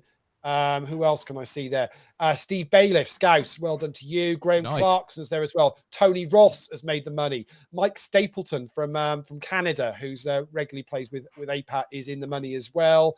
Chip leader in that is Sergio Antoniani from where is he from? I would say Georgia, but it's got to be Italy with a name like that, surely. It is. No, it is Georgia. I thought it was. I'm very good at my flags. Seriously, 2 years of doing this stuff made me very good at my flags. Now, all over onto main to the WCOAP event number 1. That was paying top 119. The bubble has just burst in that as well. Okay. So well done to all of you that have made the money in that. Matt Cox has already cashed and bust. Scott Robinson has as well. Right, let's see what are the names of players I can see that are still in there. Daniel Walsh is still going in that, but is now in the money. Joby Plunkett has made the money. James Ball, who was playing heads up against Carl here at the moment, and also cashed in the main event, the $33 one tonight as well. Night. So he's in the money as well. Jason Brown is in the money. I can see Jamie Lincoln is another one that I recognize. James Walsh is there. Who else have we got? Brian Frew is in the money there. Nice. Alex Montgomery, Des, who won the tag team event in Manchester a few years back. Regular player in Manchester, had a few wins there as well. So well done to him. Roman Chompy as well. He's in the money as well. Peter Denley. Working my way up through the list because I'm going to get to a name I want to find in a minute. Peter Thomas is there as well. Andrew Martin. Crikey, is this person I'm looking for got that far up the list? Wow, he is. He's currently 18th in chips. I found him because also in the money, currently with just over 1 million chips, as Natalie looks to her right, is one Adam Bromley. Nice. Wow. Do you know what, Lee? Do you know what? Wow. I feel the need, Lee. I feel the need for speed. So Adam is in the money. Just as that, these turbo knockouts finished, James Ball has ended up beating Carl Pilgrim heads up in that. So, and I tell you what, they both won $80 from the prize pool there, Des. Carl picked up $35 in bounty hits, nipped, and James Ball picked up $140 in bounty prizes there, which is I normally say if you double your prize pool, you've done very well. He's way more than doubled that, so very well done. And to say he's running deep in the WCOAP event number 1. So I mean, I can bring a table up from that if you want. Now, are we going to be bocking Mr. Bromley if we? No, let's do it. Let's do it. No, that would be great. Let's bring him up. Let's do it. Just one other piece of insight from the chat box, Lee. One Mr. Ross says it's level 21 for the PLO8 tonight. Level. Oh, is it? 21. Okay, right, fine. Okay. So maybe that's why they're racing through. I must admit, I didn't check all of them. I just assumed it was 26. But if it's level 21, then that makes life. Yes, it is. A little, unless they've changed it on all of them. Maybe they've changed it on all of them. Let me have a quick look. You just can't tell. You just can't tell. No, it's 26 on the So Mr. Bromley is top of the table. He's got what's he got there? Is that bunny ears behind him? Yes, it is bunny ears. I thought it was bunny ears just behind his cards there. Nice choice of avatar from Adam. So got just over 1 million chips. Stacks blinds. I'll get the right word in a minute. Blinds 12k, 24k with a running ante of 3k at the moment. So average stack is 698,000. And yeah, they're well in the money now. So down to 100 players already. Getting close to a little bit of a pay jump, but they've all picked up about $70 so far, plus their bounties. What's Adam got in the way of bounties? Ad, how many bounties have you got? There's insight. There's proper insight for you there. $65. $65. Yeah, $65 so far in the way of bounties. Give you an idea, I'm seeing on the list there, similar chip stacks to Adam. Somebody's got 162. There's a 43. So, 62 is not bad. There's quite a few now that are up over the 100 mark. I'm just going to go back and scroll back through because I did see one name in the list of players, Des, who I think might have late regged for it. And I'm trying to see whether he busts just shy of the money or whether he is in and he just was moving around the chip stacks, as I was jumping between the pages. It's not that guy who had 47 buy-ins to the 1K event at the World Series of Poker last week, is it? Scott, yes, was it yes. Mr. Seaver, was it? Yeah, he's had 52 buy-ins tonight, which got us close to the guarantee. So, do you know that raises a really interesting point? It's something that we talked about this week, Des, and I don't know whether this is just because we've had a couple of years in lockdown and not a lot of people managed to get out in November for the shortened season. But we've been watching a lot of poker Twitter and a lot of Instagram stories and a lot of posts from players. there seems to be a really bad trend coming out of the World Series for just a lack of discipline in terms of bankroll management and choice of games. You're seeing pros who are like super late regging events and flicking, falling out of 1K and just going, well, I'm just going to jump across to this casino and super late regging to this 1K and then the last 5 minutes and bust again. And it just seems to be that a lot of players that we're watching, I don't know whether it's just people have got rolled for it after a couple of years missing, or whether there's an excitement for the new venue and everything being on the strip. But yeah, I feel like certainly the strategy that I'm going to adopt going out there, and I think we will as well, is that if you are, again, that patience and being prepared to be disciplined with the games and not just flicking all over the place, you can do well in these tournaments. Because I don't think people are paying the right amount of attention and they're not applying the same mental, what's the word I'm looking for? I can't think of the word I'm looking for, but they're not playing as well as they should be doing. They're just flicking around all over the place. It's almost like it's monopoly money. It's like they're gorging on the hog. Yeah, 2 years missing. And it's interesting when you say that, Natalie, that it was the ladies' event which you identified as the event that you'd like to win, because I can't imagine too many of the ladies will be approaching that event in that sort of mindset. I would imagine they'll all take it seriously. Yeah, I think now don't get me wrong, ladies events I'm not a massive fan of, just purely because they are quite tough to play. If you quite unlucky and you get some good females. Ladies tournaments play just unbelievably aggressive. Like every single one I play is the same. There's no easy spots. It's just that's the style of play they play. But there is a fondness for the WSOP ladies, and there is a real respect for that bracelet event, and every single one of those players who plays it really would love to win that bracelet, more so than any other. I think if you said to me this summer, you can win one bracelet event, but you can win an open event or you can win the ladies, I think I probably would pick the ladies, because there's something about it. There's just a real, and I did actually find the figures we were talking about before. The last one before COVID, which was 2009, got just shy of 1,000 runners. And that's just been steadily increasing every single year. And there's a real focus there. Each one of those women sits down in that WSOP event wanting to win it. On top of that, this year, actually, I'm going to be playing quite a few ladies events, which is quite unlike me, but all of the other casinos have put, like Aria, the Wynn, the Venetian, and Downtown as well, have all put quite a prestigious ladies event on with a good guarantee and a good trophy as well. They're trying to take advantage. Ladies Week is going to be big. So, there's going to be a lot to play, but there'll definitely be no easy spots in that ladies, and everybody will be wanting to win it. No, fantastic. I can imagine that. I mean, it sounds like a ladies tour over 2 to 3 weeks in Vegas. I mean, that sounds really, really good.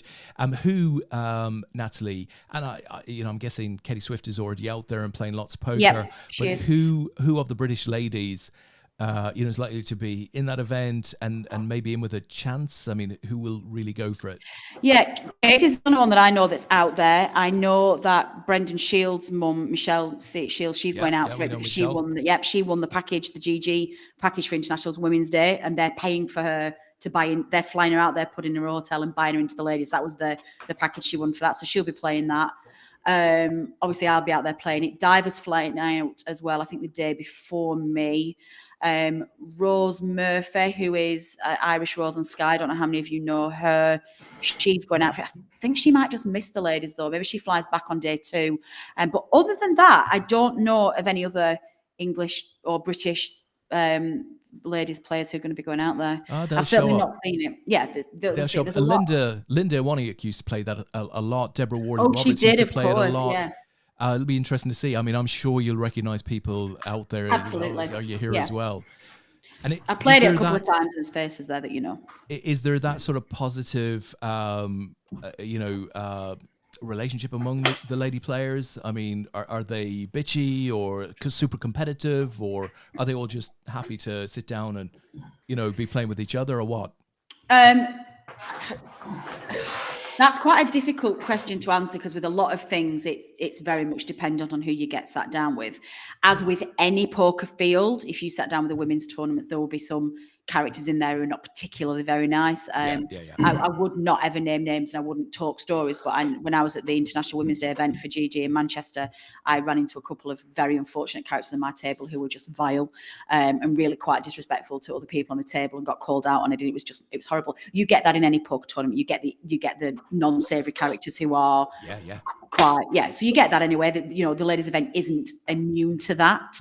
It's also not immune to bitchiness, the same way that in an open event, 2 male players can get ego wars and he wants to be Chip Daddy, and they'll get into a fight over somebody sucking out on them, etc. So it's not immune to that either. But I would say, generally speaking, the atmosphere is way more supportive than an open event would be. But at the same time, my goodness, steely-eyed focus in terms of eyes on the prize. Yeah. So it's almost it's a really weird dynamic. I find ladies' events a fascinating exercise in people watching, and a psychologist would have a field day with the ladies' tournament. I think, especially in the early stages, it tends to be quite fun when stacks are very deep, and you've got. I mean, the structure, the main event, it's 20,000 chip starting stack with an hour clock starting at 25.25. I mean, that's amazing for $1,000. So there's a reason that that's going to be an amazing tournament. So I think in those early levels it'll be fun, and there'll be a lot of nice people and people catching up.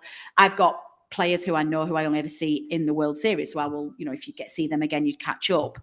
But you start to get towards the end of day one, and you start heading towards the money, and the chat stops, and it's people want it. People really want it. Does that event get any of the media excitement, like any of the streaming cameras or anything like that? No. Just sits in a corner of the room and does its own thing. It's not on. Yeah, it's not on the final table's not on it's not on one of the televised tables. It's just in a normal table in the room.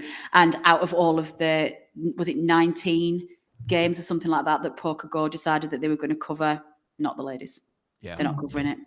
Yeah, it's a real shame. It's a real shame. I mean, I've been over there and watched final tables from the rail, that have just been sat sort of at normal tables. It just feels like another table playing out, but it's a real shame, given that they're covering so many that they wouldn't cover that. Yeah, and I just think it's an easy win. It's an easy win to put that tournament front and center, and to have, and it's just an easy win. I don't understand why you wouldn't. Well, we had Maury Eskandani on the Orbit going back a couple of months ago, and we were talking about the World Series of Poker with him, or Robbie was, and that was one question that could have been pitched, but it wasn't. It wasn't thought of at the time, which is a shame. Would have been really interesting to know. Well, when I win it this summer, I will use that platform to make the case, make some change. I want back on the BBC. Let me just quickly let me quickly update you on what we're watching. If you could have a word with Adam and tell him if he could sit still and stop changing seats, that would make life so much easier for him. His table bust, and then I thought you meant actually sit still. I thought I just told him off for fidgeting. He's like, no, you good. But so he is now currently on the same table as Brian Frew. Who's a regular APAT player that people at home will know. I've also got another table open as well, which I can show you as just see. We'll quickly jump to it while seeing if Adam's hand plays out, because on this table, the player that I didn't give a shout out earlier on, Dan Austin, is in the money as well. Yeah, okay. So Dan will be doing a couple of stints on the show as well later on in the week. So yeah, Dan is there up to nearly 1.3 million there, so we'll keep an eye on that. We'll go back to this one because it's blind on blind. Adam's in the small blind here. Probably got the big blind covered by pretty much double his stack. So it's check to him, and Federico fires out a bet 26,000. Adam's made it 88. What I will do is I will also switch this to the big blind. I'd be snap calling count as well, so you can see. The third heart's come down. It's getting tasty, this, Lee. So will Adam check again? That's the question. No, he fires out a little bet, just a 3 big blind, and that was enough though. Guess the fold. Just didn't need to muscle too much there, did he? I believe him. And on we go. So we so go. Adam up to 40 bigs. Brian, say top of the table, has got 20 bigs, which is still plenty in this tour, this particular tournament. We're down to 72 runners now, which means we are very close to them all having another little pay jump, and they'll be up to $86 out of the prize pool, plus obviously what they've got in bounties as well. Right. Listen, Lee, a little update from the chat box. Joe Gaynord's out there and said, not still in for long. So you name checked him earlier. I don't know if he's still in, but he obviously felt his time was running out at that particular point. Carl is out there, says, knit for the win. Now that is going back some 10 or 11 minutes ago. Mr. Haycock is pacing himself as he thinks about Nottingham. He says, night all, see you tomorrow. So well, more nice important and than easy. that, Des. More importantly than that, Paul is on the show tomorrow night. So perfect. He's getting good night's sleep. Then he'll be basically trawling through the party poker usernames. So he's fully au fait with what's going on. That's what we want to see. The Oracle says Negreanu is 480k down so far at the World Series. 480k. Simon Lawler, who that was, also says, I'm old enough to remember. Has he bricked everything? It's weird because both him and Helmut had great years last year, and they're nothing at all this year. Absolute disaster. Simon, I saw this. Did you see the story? Did you see the story from Helmut today about somebody stole his chips purely accidentally? Yeah. I was reading it earlier.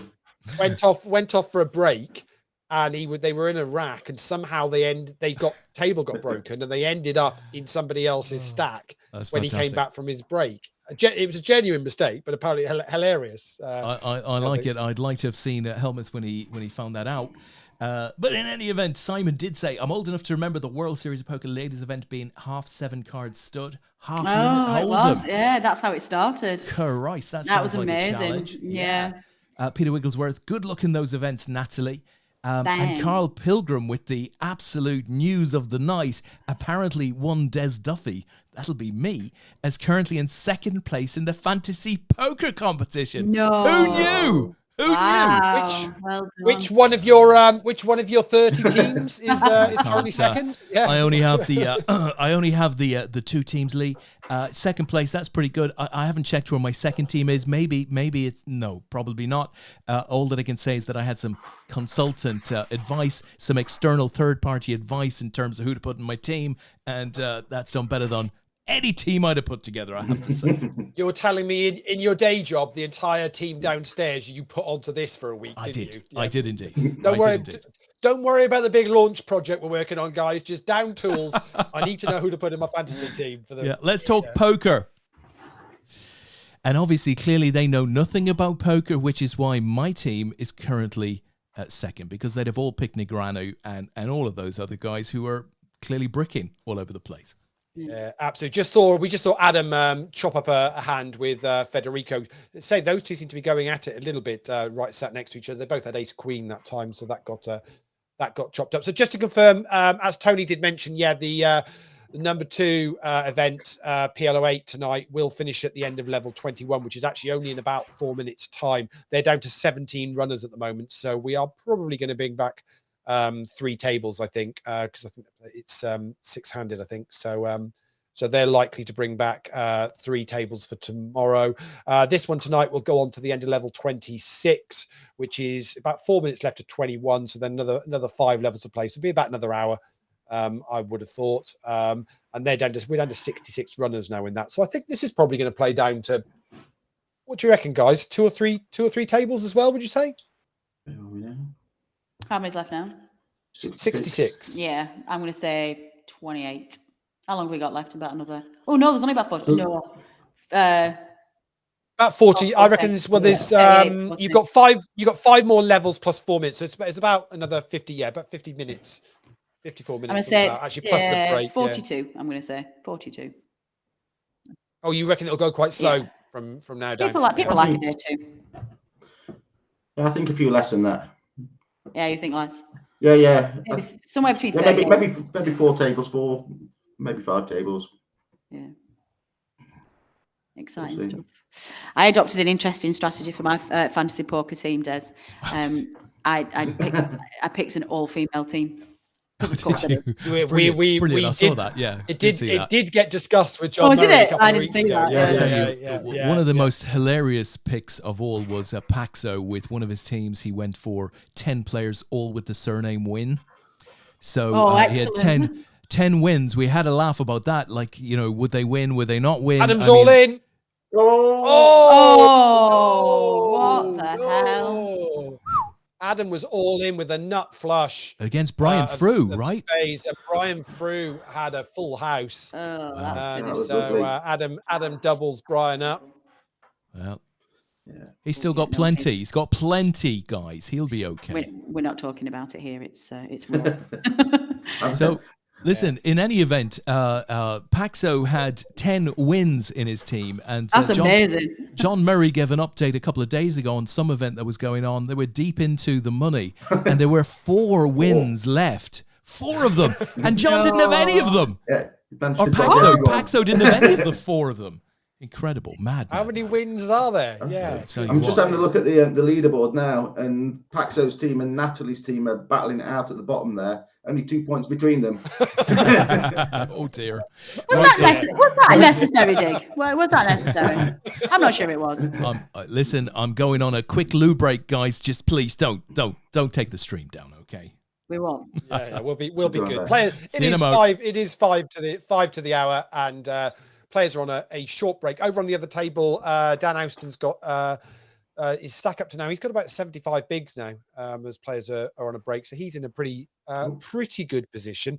We'll have a quick look at the leaderboard now and see if I can see who we can recognise. Keegan Smith from the UK, 4th in chips at the moment. Don't know Keegan.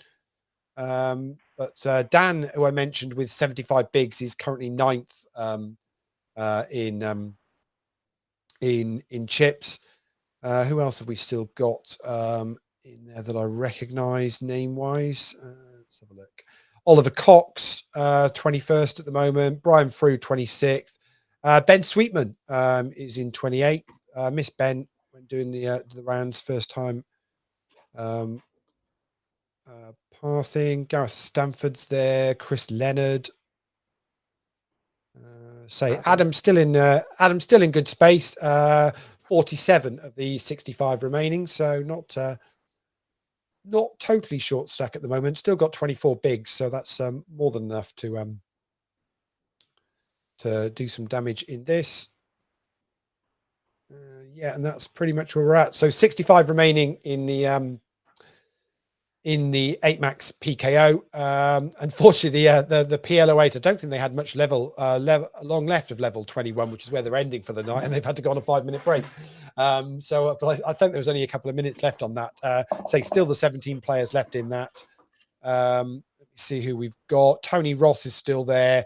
Steve Bailiff is 9th in chips. Tristan Chaplin is still in there. He's 12th at the moment. And Lee Naylor is there as well in 13th. So plenty of APATers going to be making it through to day 2, I reckon, of this.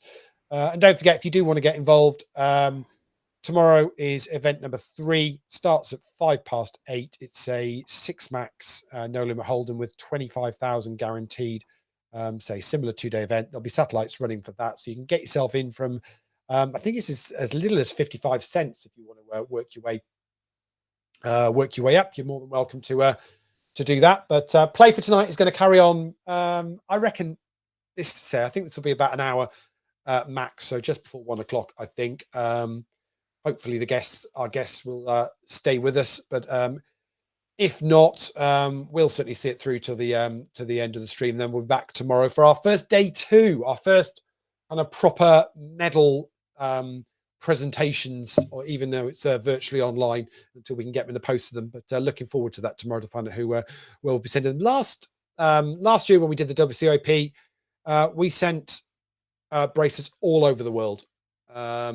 Argentina, Canada, Brazil, Kazakhstan, quite a few went to Germany, literally all over the place. It's great to see, and looking forward to see where we go this year. Quick mention again for anybody that's looking to play the live events. Live events start a week on Wednesday at Dusk Till Dawn in Nottingham. If you want to buy in for any of those, there are, I think it's 11 live events with where we'll be presenting bracelets as well, alongside the APAT gold, silver, and bronze medals. You can buy in for all of the events. All of pre-registration is open at the moment, so go on to either the Luxon Pay app, where you can set up an account on there and just transfer funds for whichever events you want to play, or you can go on to Party Poker under the APAT tab and just use your Party Poker funds to register for whichever events you want to play. Or if you're at Dusk Till Dawn itself, playing another tournament or live locally and want to just go into the cash desk there, you can go in and buy in there. One point to remember: whichever method you use to buy in is how you will get paid out should you be successful in any given tournament that you play. So just one to bear in mind. So is the boy back and ready and raring to go, Natalie, for this? He's got over that little I don't think there's a lot he could do with that. It was, I mean, it was top flush, not flush against, say, just a disguised full house, but I think it wasn't an easy one to get away from. Yeah, I just spoke to him in the break and he just said he had a horrible feeling on the turn, but yeah, so it's just one of those things, really.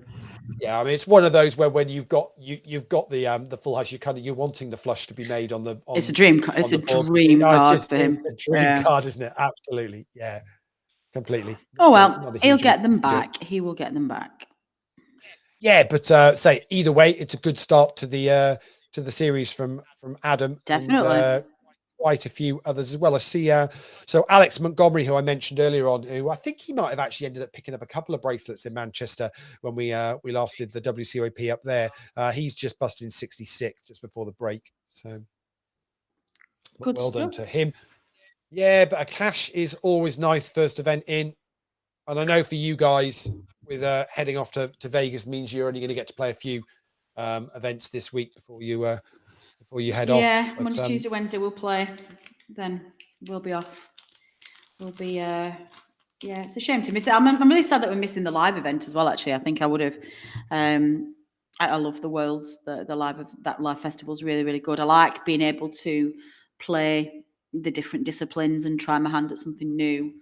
So it's a shame, really. I mean, it's, you know, it's just one of those things. Well, yeah, it's I guess this is a bit of a weird one because as we found when trying to, you know, organize with the venue, it's just it's not a sorry state of affairs, but it's quite sad at the moment that so many dealers left the industry during COVID, and what went with it was so much skill and experience at dealing the variants. Yeah, definitely. So what we're back with, and the venues, and all the venues are in a similar situation, and they're all working really, really hard to get the dealers back up to speed. But of course, what's the first game you teach them? Well, it's No Limit Hold'em, because that's your bread and butter.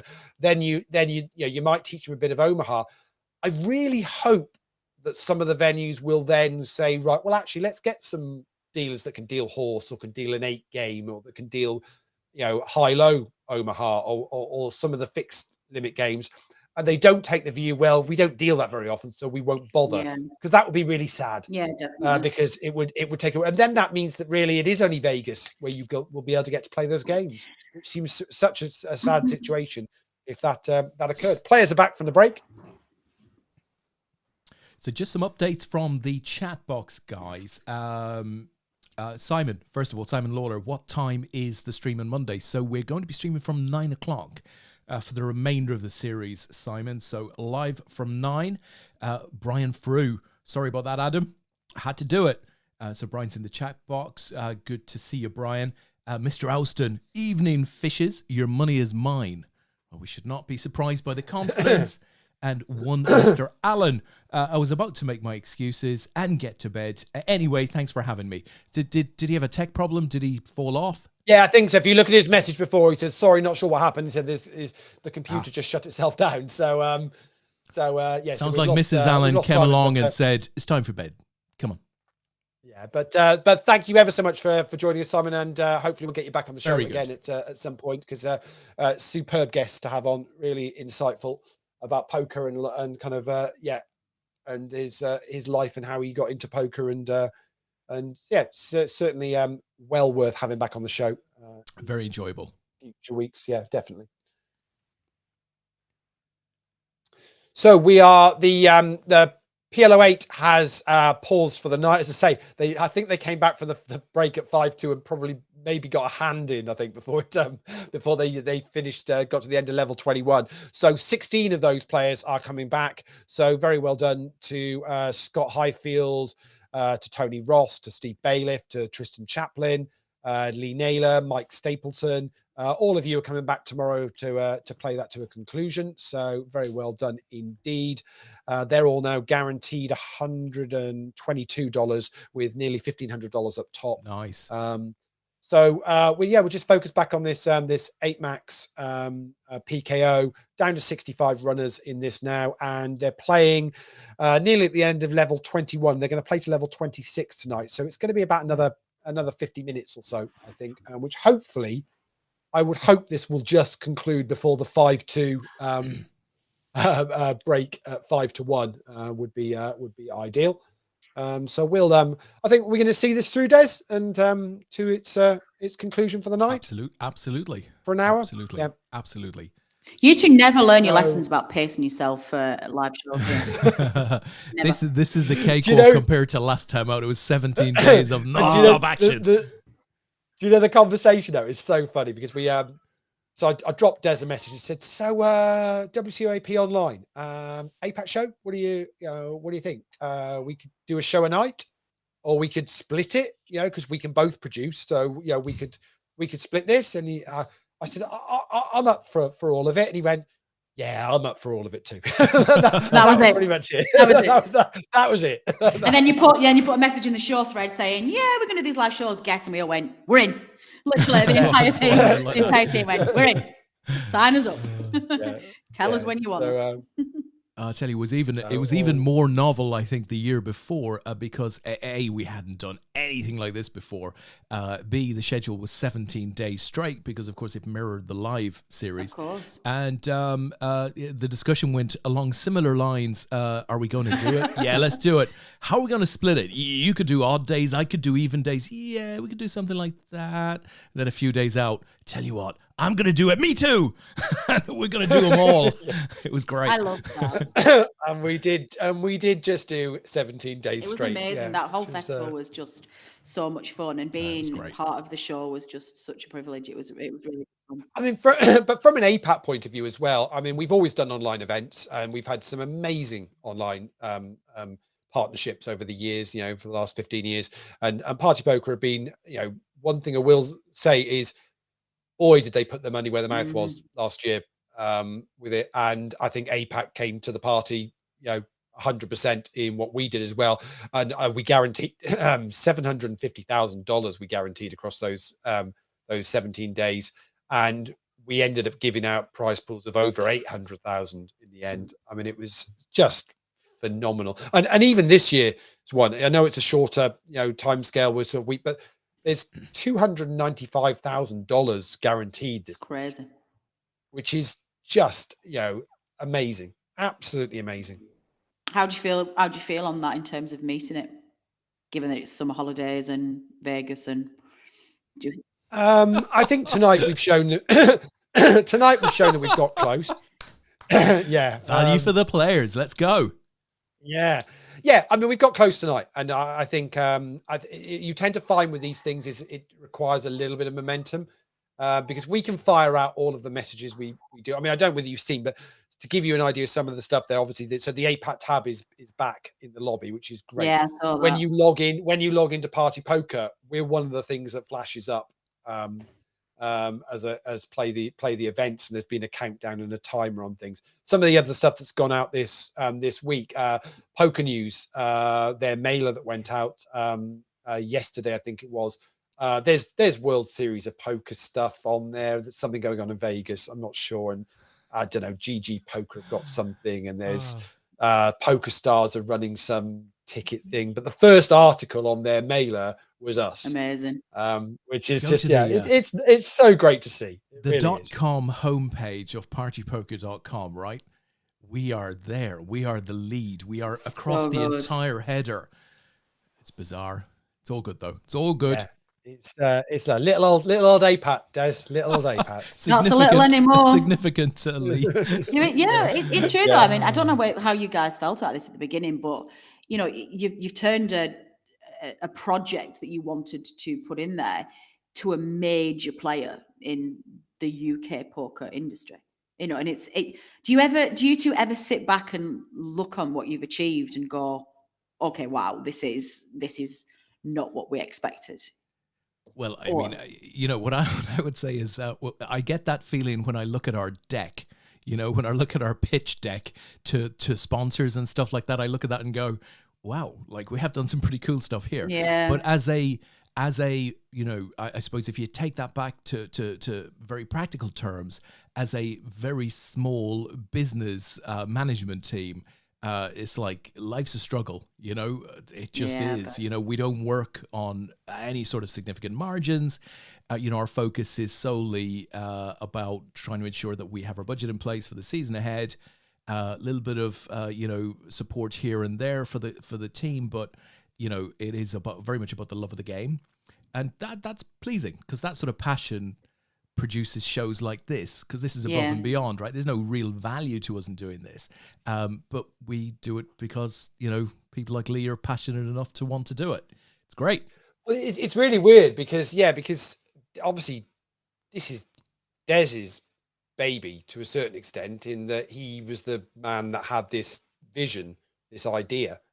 I came into APAT as a player in season 1. Played the first the European Championship in Luton, first time I ever met Des, and just completely fell in love with the idea and the concept, and was very fortunate in that they allowed me in. They opened the door and said, "Yeah, come in." I mean, to be honest, I offered my services for free. So to be honest, he was never going to say no. So, and then I've been able to do that. But for Des, he came up with this idea. And saw the. It wasn't rocket science, really, was it? Yeah, well, no, but still, somebody had to do it, and others have tried, and others have done sort of different things. Yeah, I did 2 things well, right? One, my mother always told me to surround myself with smart people, right? So that's number 1. I always did that well. And number 2, I spent 2 to 3 years pointing at pictures, going, "Why is there a fucking chair in that picture?" Right, so it was always about the quality. It was always about try and deliver at the highest quality level possible, and of course that then brings a certain amount of loyalty from your players. Right, they come back because they appreciate that you'll know them and you'll appreciate them and give them a good experience. So I think those were the 2 things that you know, I might have got a little bit lucky about, surrounding myself with good people and just keeping an eye on the quality. But you know, I've been blessed that everybody else has kept an eye on the quality since. And absolutely. It's enjoyable.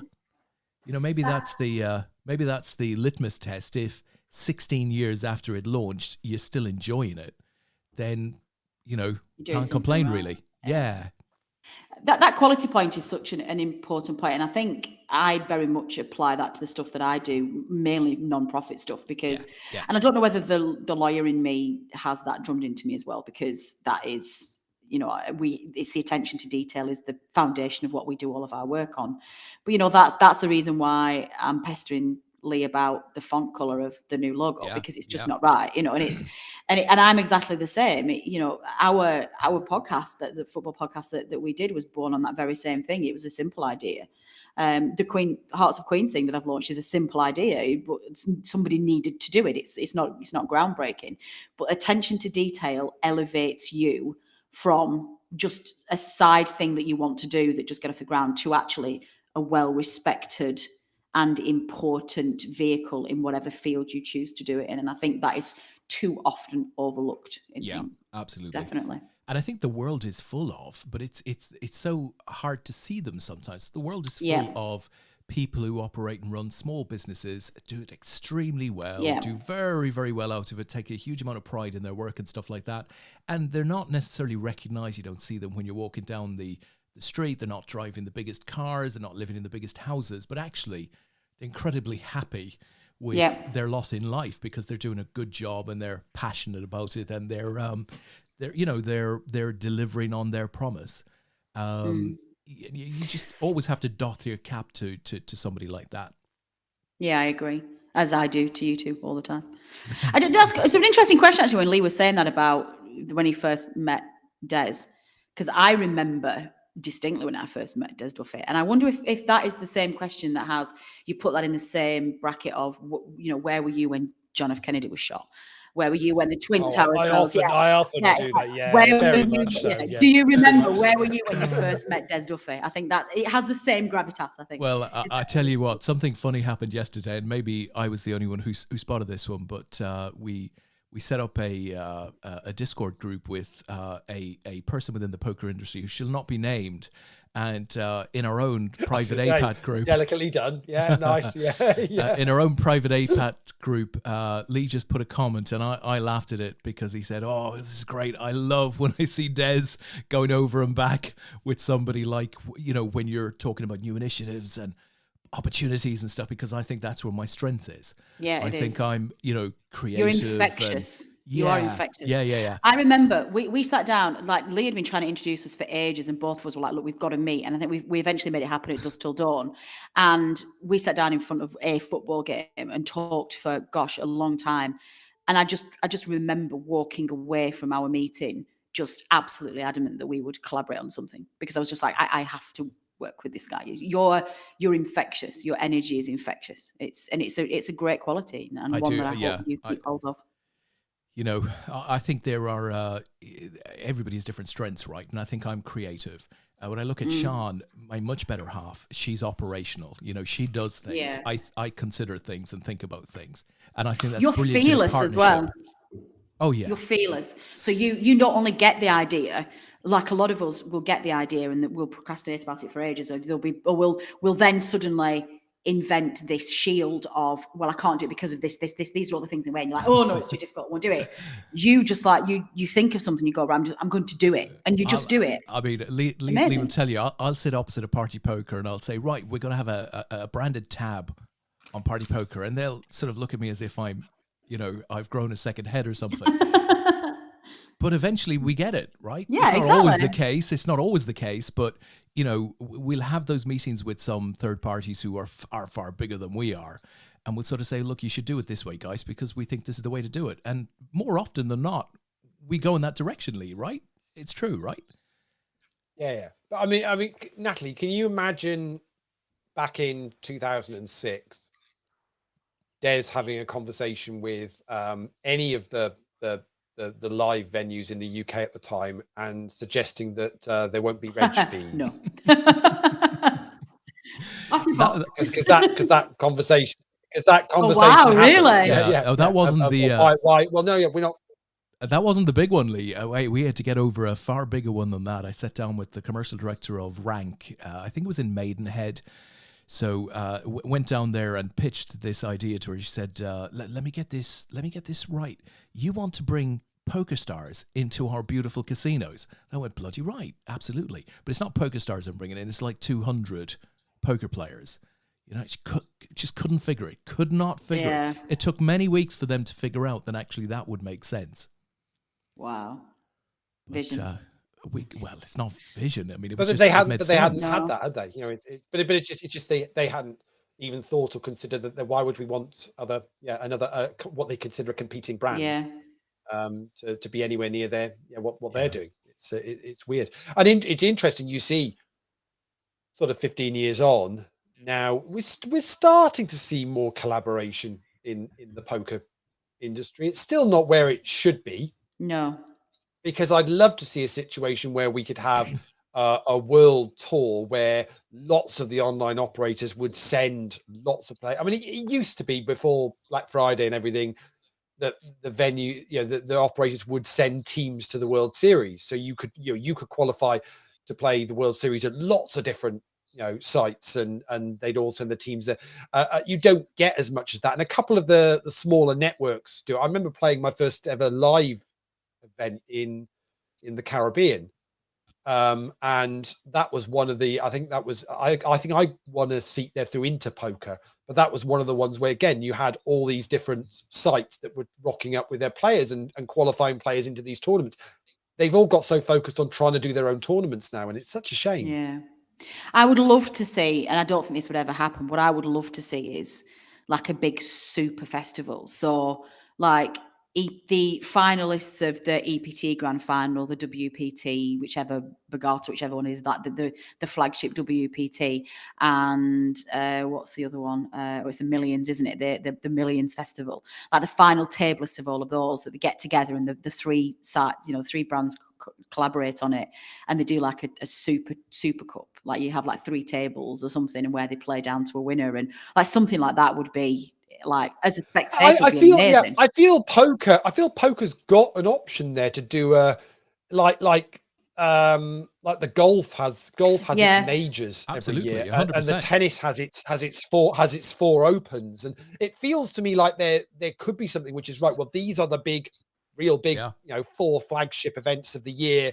that you play for, and there is something about that. To me, it makes perfect sense. I bet I could name 4 of them, and I'll bet you'd agree on both on the 4 of these. So the Aussie Millions main event, I think, would have to be the opener. I think the Irish Open main event would have to be numero 2, in my humble opinion. I think the EPT Grand Final would have to be number 3. Obviously, the World Series of Poker main event would have to be number 4. It's then just a question of what would you add to that tidy lot? Not sure whether there's anything the millions, isn't it now? Maybe a Millions. But You need a World Poker Tour event, right? Party Poker Millions. But which Millions? Because they don't have a grand final. They don't have a. Oh no, they don't, do they? One-off or anything like that. They have a. I mean, they're not seasons, are they anymore? Yeah, the Barcelona one that's just gone. I think because they ran it whilst the series was on, so probably didn't get the sort of numbers that they would have hoped. I'd be interested to see what the UK one does. That obviously the main event winner at Dusk Till Dawn with the APAT event will get a seat for in December, I think that is. So I'd be interested to see what that sort of does numbers wise. And I'd be very surprised if Rob isn't pushing a guarantee on that and wanting to make a headline number, because that's what he would normally do. So it's a shame. Really. Slight, just looking at the poker very quickly, slight table shift, and one Dan Austin is now sat to the left of one Adam Bromley. Oof, tidy on the table we are watching. Adam is all in. Going to get a call here, isn't he? He's going to get a call. I would have thought he's going to get a call, I think, from Taris. What's his range here, Natalie? Very wide. No, I can't believe that. It's got to be ace, queen or better, it's 12, surely. It's 12 bigs for Tony's folded. Right, 12 bigs. Wow. So it was, I mean, it wasn't a huge amount to call it off, but puts Adam back up to 29 bigs now.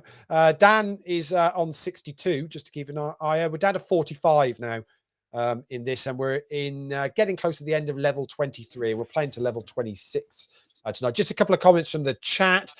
Tristan says, if only you could ask everyone when did they meet Des Duffy, that would make a good book. I don't think so. I genuinely think that really would the day.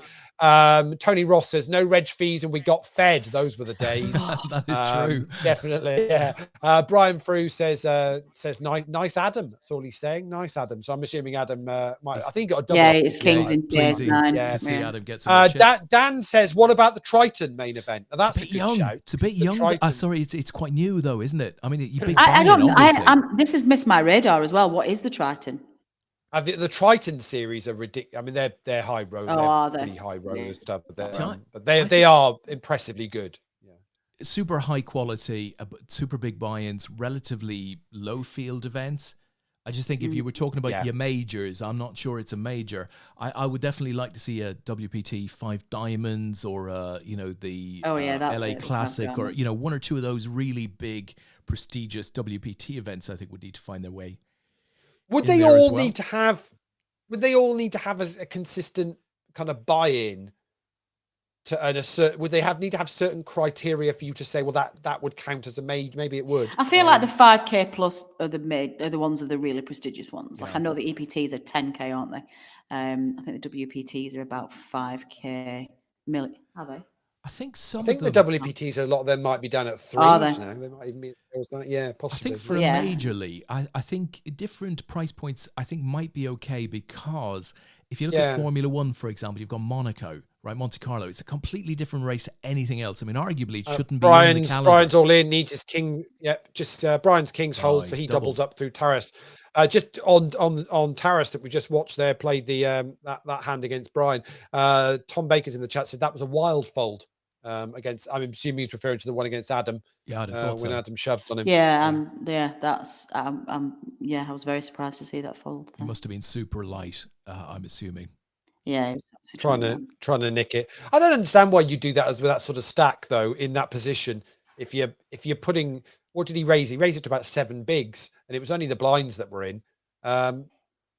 It's a weird one. He knows the stack size of the people around the table. Nobody was actually. I think Adam was the shortest stack there. So if you're not prepared to call it off against the short stack, when the short stack shoves when on it's you a at that bounty position, in play as well. what are you doing? Yeah, I don't understand. And better players as well on the table will pick up on that, and they will punish you for it as well. If you make that mistake too many times, they will punish you. And he's then Brian then got the call with the Kings, and the Kings held against Taras's ace. So Dan says he 3-bet. Tom says has to call for any bounty. Dan said he 3-bet. Okay, so it's an open. Okay, there was second. Yeah, the min opener. Okay, fine. So Dan says WPT's range between 3 and 25k. Okay. So good stuff. Quite wide. One of the I would love to do, and I've always thought about this. I would love to do one of the WPT cruises. I always think they look really cool. They were cool back in the day. Yeah, they did Alaska just before COVID, and I've wanted to, an Alaskan cruise is well up there on my bucket list of things that I want to do. So to go on a WPT cruise to play poker all night and have the Alaskan cruise as well is perfect. Yeah. I hope they do that. Bring that back. Who used to do the ones? Ladbrokes used to do their poker that's cruise, right. didn't they? Every year. They did, yeah. 888 used to do a poker skiing holiday, which was very cool. Like you'd be on the slopes all day, and then all of the poker started at 4:00. So like you'd come off the slopes at like 3:00, get in, which is perfect time. 3:30, jump in the shower, go and play poker for the rest of the time. APAT I'll be really interested to see. Yeah. I'll be really interested to see. Obviously, we've had a couple of the Caribbean events, and they're still kind of off radar. But you've got the Mediterranean poker party at the end of August that's being run by Dusk Dawn Live and Lux on Pay. That looks interesting. It's going to be I think it's 3 weeks of events with a sort of small buy-in, mid-range buy-in, and then high roller buy-in in the 3rd week. So pretty much staggers up. Adam's all in. Ace King against Queen 4 and holds. He holds, but it was a bit of a did you not have a straight there? hoping on the river. Don't ask questions. 10 to the king. I'm sure it was straight there. What's going on? 10 to the king, but nice for Adam though, because I think that was a bust. Was that a busto as well? Did you get a head bounty over that as well? No, he's just moved tables. Or has he moved tables? Is he? He's still there beside Dan. No, the other guy. The other chap. Got it. Literally lost that hand and then got moved tables. Speaking of Dan, he makes a good call here. The PCA is $13,500. You'd have thought the PokerStars PCA, good shout out for a major. Oh, this is a Adam all in. It's pretty much going to be for most of Dan's stack. Dan started with about 54 bigs. Adam had 50. So, he's thinking. Big decision on Dan and folds. This is tense. I don't really know where to look. Wow. I'll tell you one. What we should really do is we should get Dan dialed in. He's in the chat. We should get Dan in this space we've got on the video. Then move Adam you want to see tense. Yeah, you want to see tense. We'll show you tense. Properly live stream the hands. I'll tell you that'd be good. Good stuff. Do you think does Dan still have that JCB working outside the house, Lee? Probably. I think it's permanently there. That's fantastic. Permanently there. Fantastic. The thing is, I never know with Dan because Dan's got the link to get into the studio, so he could just appear at any time. So he'd be more than welcome to join. Of course he would.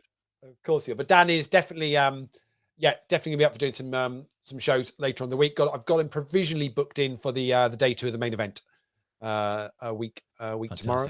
So, but also he's going to try and fit in a couple of others as well.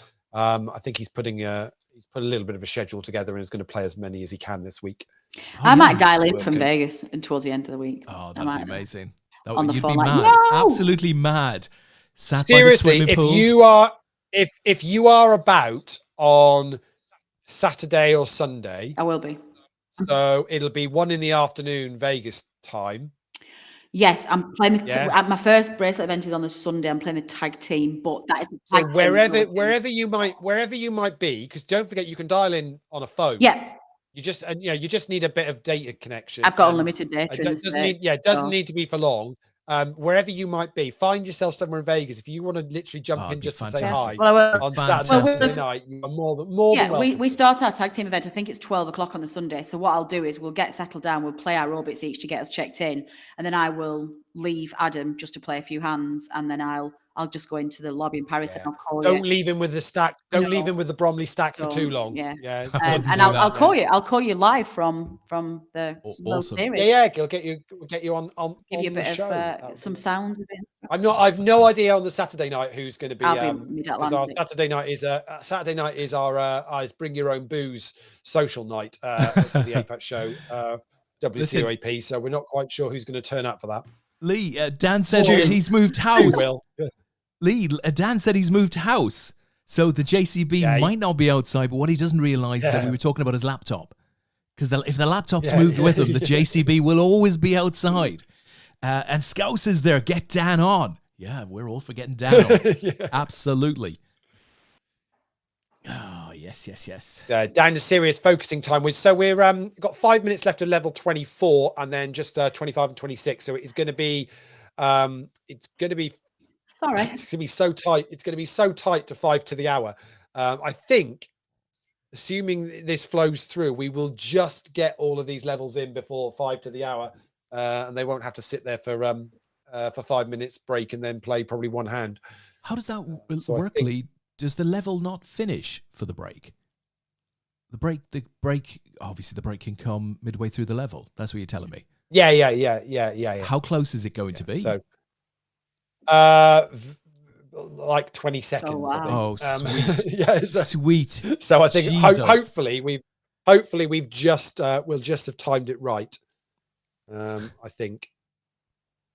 Or maybe not, actually. We might just be shy of it. I'm just looking so it says actually, no, it might be the wrong way for us now, because it's saying to the break is 23:30 seconds, and it's saying we've got 3:55 left on this, plus another 20 minutes for 2 more levels. Actually, we might be missing it by 20 seconds, so we might be able to sit on a 5-minute break. They'll literally then play one hand. I mean, if everyone's got any sense, you just... We'll sit out and don't worry about it. Yeah. Given that Natalie is working in the morning, I think we'll allow her to bail if she wants to bail at any point. He's still in it, so there's not an awful lot. And he's gone from point. 7 big blinds to 51 big blinds. That's a good point. I know it's going to be a big week this week, and you guys will know it's that week before you go on holiday. And I've got to hand over all my cases before next Friday and do all my work, and it's not going to be pleasant. Just to give you guys an idea, home that's still watching. So Adam's got just over 50 bigs. 50 bigs at the moment puts you at 11th of the 35 players remaining. Great spot. So chip leader has got about 120 bigs. Wow. That's a good effort at this stage. It's just what you want, is that? Yeah. Chip leader is Miroslav Laborowski from Germany. I feel less pressure for Adam to bock him on this, because I've already got an APAT gold medal now from the team event. So that was the big thing. I was like, don't you dare get an APAT, because I got a bronze for something that I won. Came third in maybe the Irish poker or something like that. I can't remember. And then if you remember, he came heads up second in that heads up when he had COVID, if you remember. Do you remember when we had that 17-day online one? He came and he had to do heads up and had COVID, which was horrible. So then he had a silver one, which has been bugging me ever since. But then luckily I got the gold at the team event in Nottingham. So he's all right now. He can win this if he wants, because I've already got one. Triss is not that we're competitive. Is Joby still in? No. Not that I can see, but it might have just No, Joby ended up. Finished in 104th in the end. But let's say picked up a min cash, which is a good start to the series. So fantastic. Dan said briefly we're watching. Dan said he's happy to join for 10 minutes. Do you have the link, Dan? If you have the link, just click it and we'll work our magic. Yeah, jump in. I put this in the chat box.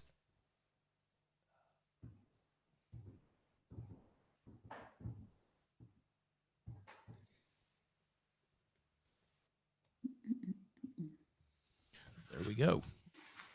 You might. So, Dan, if you're using that link that I've just put into the chat box, just copy it out into Chrome. Don't. Who knows who we're going to get in the studio now? That's a good point, actually. If you put that in the chat box, let him come. Anyway, let him come. It's not bring your own booze till Saturday though, but you know. Des, I sent security home about an hour ago, so That's yeah, all right. That's all right. There's nobody on the door. We can deal with this. We can deal with this. I can totally control. I can control what happens. If you trust me, that is. Yeah. Did you guys see the news this week about the activist in Paris who threw something at the Mona Lisa? That was quite shocking. Really? Have you not seen it? Yeah, Google it afterwards. I was thinking that then. Did it hit us? Well, it's covered by glass and stuff. Yeah. Bulletproof glass, and also the glass has got this something in it that protects it from the air condition of the Louvre, so that it doesn't obviously fall to pieces. But yeah, an activist got in there and literally threw something. It's like, I don't know if it was paint or I want to say it was cake, but that seems like a really weak thing to throw at. Certainly a waste of cake. I mean, Christ. I think I'm more offended by the fact that it was cake than they threw it at the Mona Lisa, to be honest. Too right.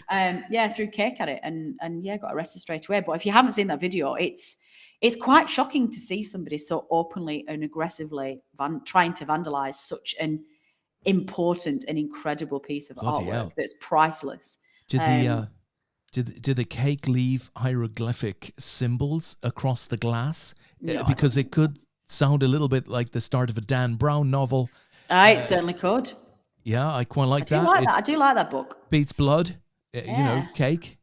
I thought, generally speaking, they made a right ash of the movies. Or actually, to be fair, I think what's the other book, the better book, the one about the Pope, the Conclave and the Angels and Demons. Yeah, I think. Oh yeah. I think number one, that's the best of the four books. Anyway, I think it's an incredible book. And actually, I thought they did an all right job of that movie. Even though Ewan McGregor had an awful Irish accent in it, which must offend you to the core. But yeah. I can't talk. Yeah. You saw what I did earlier, right? That's true. You're Scottish accent. But yeah. I was like, Craigor. Oh, hello. Here he is. Somebody's joined. Let's see if we can get this man up on screen. Just give me one moment, folks, please. There he is. Just give the man himself. The man. There we go. And look at that smile. Look at that grin. Am I in? You're coming in a second. Yeah. It was sort of. There he is. Just sorting out. There he is. One Dan Alston. Good to have you on, Dan. There we go. Oh. Hang on. I'll be there now. 2 seconds. All right. What's going on here? That's the bloke in the JCB outside. Dan likes to make him a cup of tea every 90 minutes. Keeps him honest. Well, he works till 1, see? You're not in that hand at the moment. I'll tell you what, for a JCB driver, he's got the best taste in Adidas trainers that you could imagine. I tell you what, guy never goes barefooted. Oh, too right. How are you, Dan? It's good to see you. I'm doing all right, yeah. It's good to see you too. It's as I said, it's not often I foray into the poker world now, but when APAT do something like this, it'll be a shame to miss it. Lovely to have you on. And I saw you put up a little staking program earlier on. You seem to you oversold, right? Only because I made a mistake and missed a couple of comments. Yeah, but it's always nice to have people sweating with you. It's always good fun. Yeah. As I said, especially when an APAT event has come along, everyone's obviously keen to get involved. There's a lot of people like to rail a lot of the events. Yeah. So why miss out on that? And not quite sure on my poker ability anymore because I haven't played for so long. So I thought I'd offload some of the burden. Well, you're in profit already, right? So the group is in a good. It's had a good start, I would say. Yeah, well, you know, you've got to keep the fans happy. See, Lee and I don't have that problem, I have to say. No, I was going to say I don't know what you're talking about, mate. You're all right. So when we were talking earlier on and Natalie saying, oh, there's a ladies event and there's this, I'm thinking, is there an event in Vegas this year for somebody that's not played a live tournament for about 5 years, which is probably quite right. since I was last in Vegas, because that's what I need. I need one of those. That's all right. You know, my daughter. So bless her Dan, cotton- how's the tournament? How's this gone tonight, Dan? You're down to 29 runners. Seems to have gone reasonably smoothly for you. Yeah, it. Well, as I said, the fact that I'm still in, is going good. I'm just working out what's going on here. I think. So. Hey, that's your submarine, Lee. Oh, here we go. Dan's all in. Oh my word! yeah. One for the Dan is all in. Who's it? Matt, Oh, no. Matthias. Matt. Oh, he's got a caller. That's not good for you, Dan. sweet That can't be Jesus. good. That Yeah, can't you're in be bad shape good. here. We don't normally balk people this quickly, Lee. Gonna need Oh to my be an word! ace. It's Oh, gonna need to be no. an ace.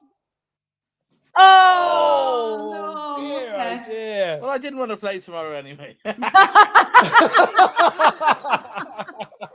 The APAT show curse is real, Bloody hell, goodness Dan. me. guys. Who were you trying to impress What's- with your ace queen?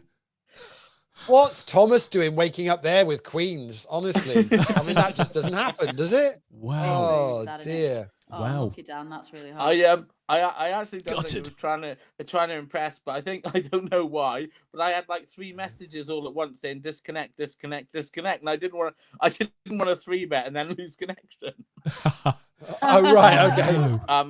So So you potentially could have got away from that. No, hand probably if not. because he'd have shoved. Would you have had to call? He's going to shove the queens anyway, isn't he? yeah, So, I mean, if I 3-bet, it's one of them tough ones. If you 3-bet there, if you want to give yourself a chance of winning Yeah, it, do you? you're in the last 15 minutes of day one, right? You want to get some chips. Yeah, you do, and obviously, I think by the time you 3-bet, and if you look what's already in the pot, if he shows you yeah. queens, you've probably almost already got the odds to hit the ace. Yeah. I think I'd do yeah. the same thing there with that. You know, you're probably, what did I have? Like, started the hand with like 33, 28, yeah, 20, no, 28, 33. 29 bigs, was it? How many? 33.1 bigs, 33.1. 33.1, okay. Yeah, probably a little bit much to do with ace queen, but we're 7-handed. I'm happy with that. I would have done it, to be honest. I think it's Yeah, I mean, I don't love the play, but I don't hate it either. you're playing for mean, what's stacks at this interesting, Dan, stage. is- It's what you said. That's how you win tournaments. You play Yeah. for those big stacks. Yeah, you do. I mean, I think the thing there is that if Thomas cold 4-bets or 4-bet jams, he's not doing it with jacks. I guess he can easily call it off there when I jam because my range is so wide. Probably got anything 9s through ace jack plus. So yeah, it's pretty standard really. just the one bounty for you, Dan. Did you late reg? Yeah, with about 8 seconds to go. Did you? Okay. Okay. I'm probably not going to Yeah. reg. It's very often I'll reg at the start of any tournament. Usually with these, I'll probably reg after about an hour, about halfway through late reg. But just due to. But still, you picked up just over $150, which is tripled your buy-in. So nice, that's Yes, nice. Nice start. and hopefully a couple of points on the board, and yeah. I'm sure there's going to be some jostling for Player of the Year Love points at the end. Yeah, no, it's a good objective. And hopefully, like last year, I mean, it was great going into the main because there was so many people in with the shot going into the main. And hopefully it'll be that way again. That's what it's going to all boil down to. Are you planning, Dan, to go to Nottingham as well as play the online series? I'd love to, and it's likely. I don't know if I'll get there for the Wednesday. Okay, we're going to see you for a few days by the sound of it. Because there's a major merger happening with work on the 1st of July. Okay. But I'm trying to get myself away from being involved. Good luck with that. Major mergers are sometimes hard to get away from. Yeah, it's the joys of the NHS and But I will definitely be there at some point. Yeah, that would be I wouldn't want to miss it, and I definitely don't want to miss the main. So, but there's always the easy route in, and trying to get through online as well, which is yeah. It's not something I'm used to having the option of, and obviously geographically that's advantageous for quite a lot of people, and it also was. Yeah, we know it's not everybody's favorite kind of method, but I think it just offers some flexibility for some people that either want to play some of the other tournaments as well, or can't necessarily commit to 2 days away, so have a shot at getting through to a day 2 when they're in the money already as well, and then it makes the trip a little easier. I actually think that what it does is it opens up to a far wider audience due to the fact that actually that financial burden, at least by the time they know they go up there and they're in the money, that actually all right, they might not do great, but they might travel X amount, 500 miles there and back and whatever, and with the price of diesel now, that's a few quid. By the time you stay a night, and you can still probably go up, have a good time, and break even. Yeah. So that's gonna just opens it up to a far wider audience. No, I would definitely agree. I can't believe we boxed you so quickly on the show, Dan. That's it feels genuinely. I'm like thinking like if he makes the day 2 of the main event, Des, we're never getting him on to do that comms that night. He's never going to come on. It's one that, look, it's my choice, so I didn't have a thing, but I didn't realize, because obviously when I joined, so obviously I joined on my iPad and I clicked the link and I thought it'd be fine. And as soon as I joined on the iPad, I started getting the disconnection messages. So maybe it's my Wi-Fi isn't strong enough to do the lot. Okay. Right, happened? Okay. Because I didn't get any disconnection until I joined. So yeah, maybe Lee, you're gonna have to sort him out with a little voucher. Go on, give him something. Work your magic. No. I'm saying we should. It'd be the right thing to do. Work your magic. Give him something. He's won some money tonight. What are you talking about? Yeah, honestly. But Ace Queen's a perfectly decent hand to be shoving. He wasn't like he shoved with rubbish. Yeah, it's a decent old hand. It was a decent holding. It was. Hey, Des. I'm still waiting for the 3 pints he owes me from Brendan making the top 3. I don't think I've seen you at a live event since, have I? I think we were at Nottingham, Lee. Were we? Yeah, team event. Well, you're definitely going to be at Nottingham this time at some point. So those 3 pints will be the team event not so long ago. Yeah, no, that's true. You should have reminded me. You didn't, but that doesn't need reminding. You didn't remember though, did you, Lee? No. No. Just look on the bright side, Dan. At least you didn't win the bet from me, right? Would Lee stand a chance? I've given away so much stuff on this show that I have to go back and go, did I really say that? Really? To be honest, Des, you'd already promised an open bar for an hour, so I thought that was Did I? Save me, please. I must have been pissed. That's all I can say. Listen, Scouse, good night, all. See you tomorrow. So Scouse off to bed.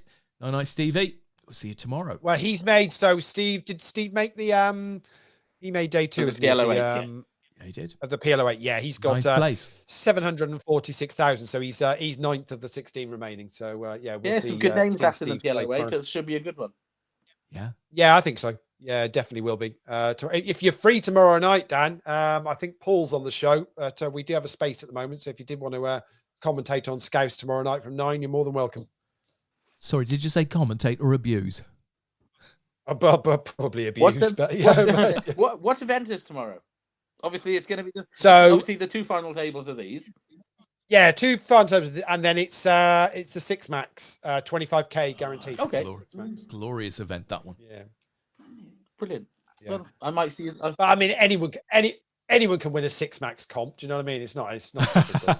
Get a banner for those. Yeah, that's what I heard. Cost a penny, the whole thing. Yeah. Yeah. Anyone can win those, honestly. It's no bother whatsoever. So, Des, we've got 7 minutes and 10 seconds left of level 26, and the break is in 6 minutes and 35 seconds. Oh, it's mad. It's mad. It's mad. And we're down to 3 viewers, Lee, and frankly, there are 4 of us here probably watching it. So what the actual? Yeah. So, What is yeah, going down? And we exactly. get down to So, 3 viewers. There's 4 of us watching it, Lee. How does that work? I have no idea quite how that. I don't trust the numbers anyway. They don't make a lot of sense. I don't quite trust the numbers. Dan, should we let you go for the night then? Yeah, my friend. I'm going to shoot off to bed. But thanks for yeah, brilliant. Thanks for making the tournament fun. Poor Dan. Thank you, Dan. Have a Cheers, good night's Dan. sleep. We'll catch up with you later in the Hey, week. Dan. Yeah. Bye. Take care, Dan. Oh, he's Oh, such a nice fantastic. guy. Oh, it's hilarious. Such a nice Isn't guy. he just? Was that Dan, his first? for anyone that's Oh, I'd say for anyone that's not caught any Dan commentated and analysed the he's brilliant. the day 2 of the main event for us last year. It was awesome. Oh, it's You know, fantastic. his poker knowledge is absolutely superb. And even when he just talks through something like that hand there, you know, the process he goes through and thought process is just amazing. You know, Yeah, really, he's got really good. Got But a very really good way of very doing it much too, hasn't he? yeah. Great to listen to. So Adam's sat here on 21 bigs, 26 players remaining now. So we've laddered up to $135 plus your bounties. I don't think, Adam's not added anything to his bounty now for a while. Do you remember when I asked you how much, what was his bounties on, which must have been a good hour or so ago. So he's not bust anybody else since then, but it just goes to show, you know, Dan, who went in 29th, that we just mentioned, only bust 1 player. There was the players that have earned the same money as Dan, bust at the same time. Some picked up like $128, $78, $104. So clearly more active in this tournament. If you want to win the big money, you do need to get busy with busting players throughout the tournament, I guess.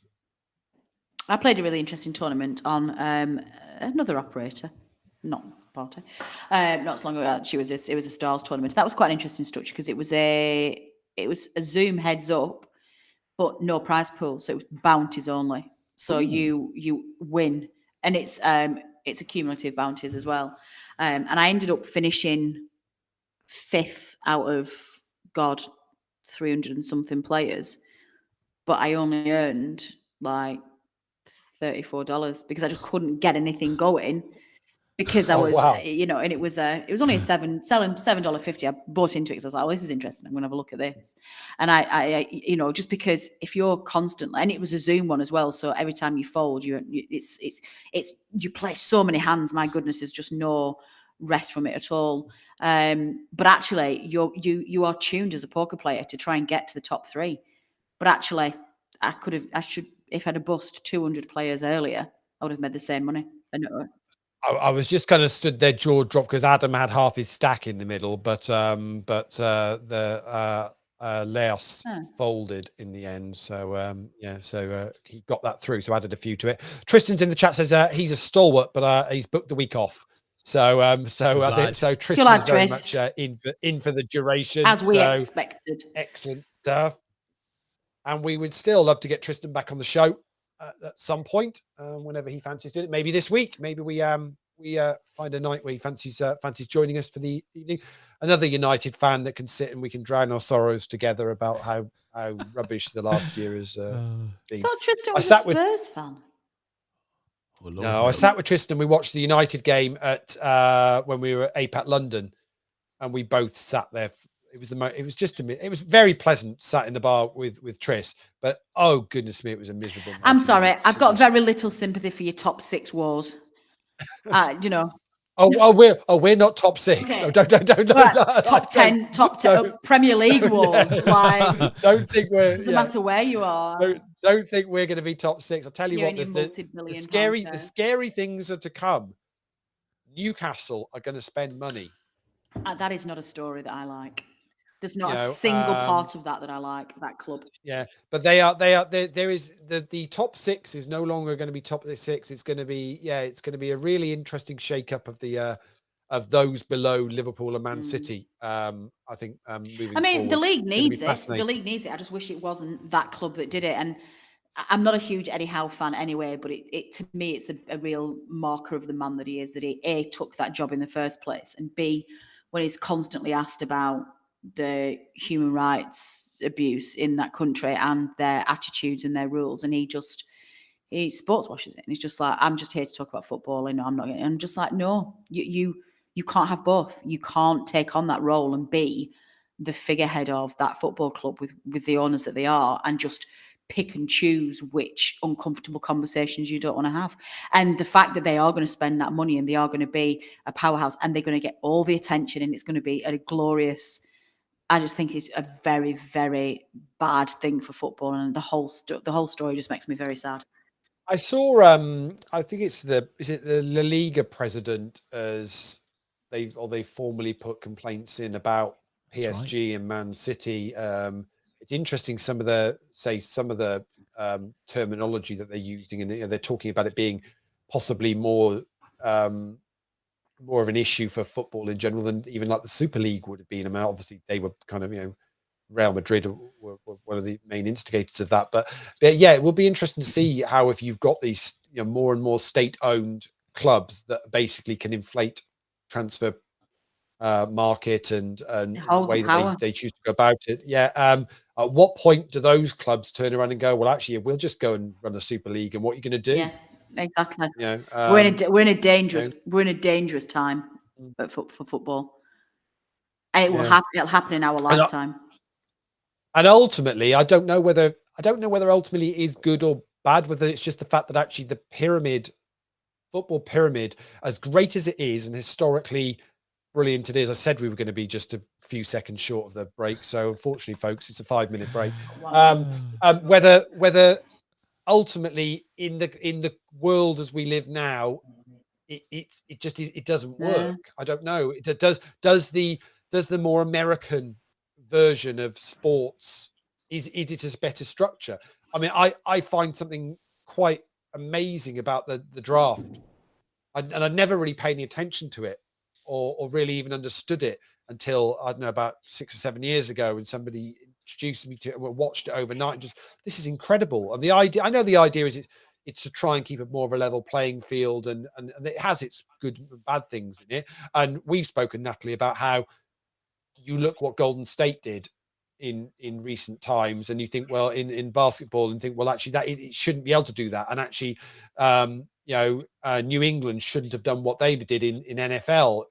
But so there's still, you can still have these teams that can have great dynasties of power in winning rather than power. But everybody seems to be on a reasonably level playing field in how the game is run. Yeah, it's not long term. It's always just a cycle. Yeah. But there's no relegation or promotion, and you're doing away with that. So is that a good or a bad thing? But I guess you get, with the NBA, you get the relegation equivalent of the downside of sport by just constantly being at the bottom, being the LA Clippers, for example, just being constantly not winning anything and not getting, the money to do it. But then you get a season where you get the right draft and you make the right managerial appointment, and suddenly you get your shot at it. So that's where you still get the cycle of highs and lows, but rather than actually dropping down a division, your championship level equivalent is just when you are nowhere near the playoffs, Western Conference. But even Golden State. So I don't know whether you know the stat, Des, but they're the first team to win the championship from being effectively the worst team 2 years prior.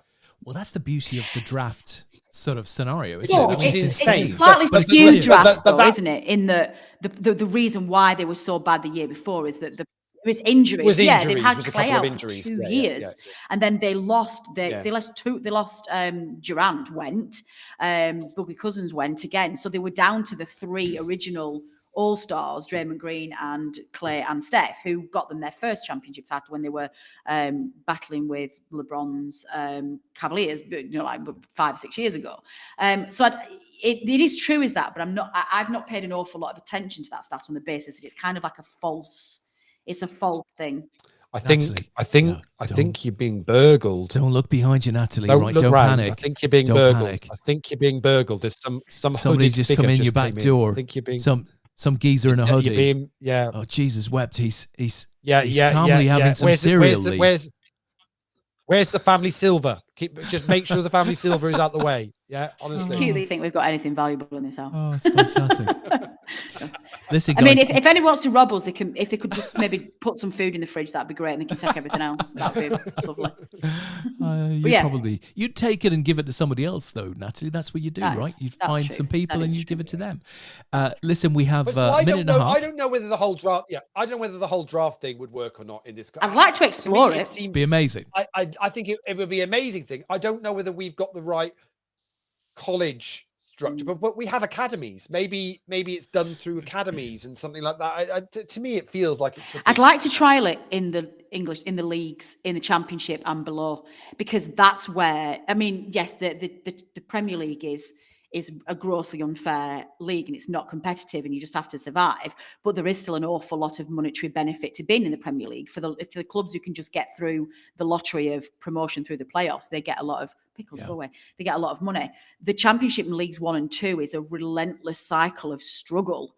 So if you could implement that strategy in Leagues 1 and 2 in the Championship, and to give a Lincoln or a Grimsby or a, you know what I mean, one of those clubs a chance just that they wouldn't normally get because everything aligns, that I think would breathe more light into the lower leagues. You can just see at County Grimsby, you get first pick and the ball is coming out of you've got Paul Pogba. Oh, God. Oh, God. No. Can you imagine? Yeah. No. Could we have Kevin O'Driscoll I've just from realised, Oldham?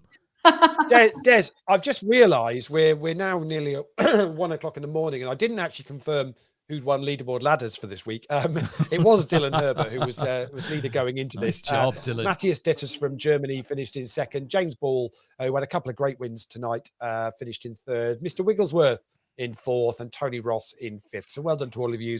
We'll get your tickets done, but obviously those steps are now frozen for the next 4 weeks, I think it is, whilst we take a bit of a summer break.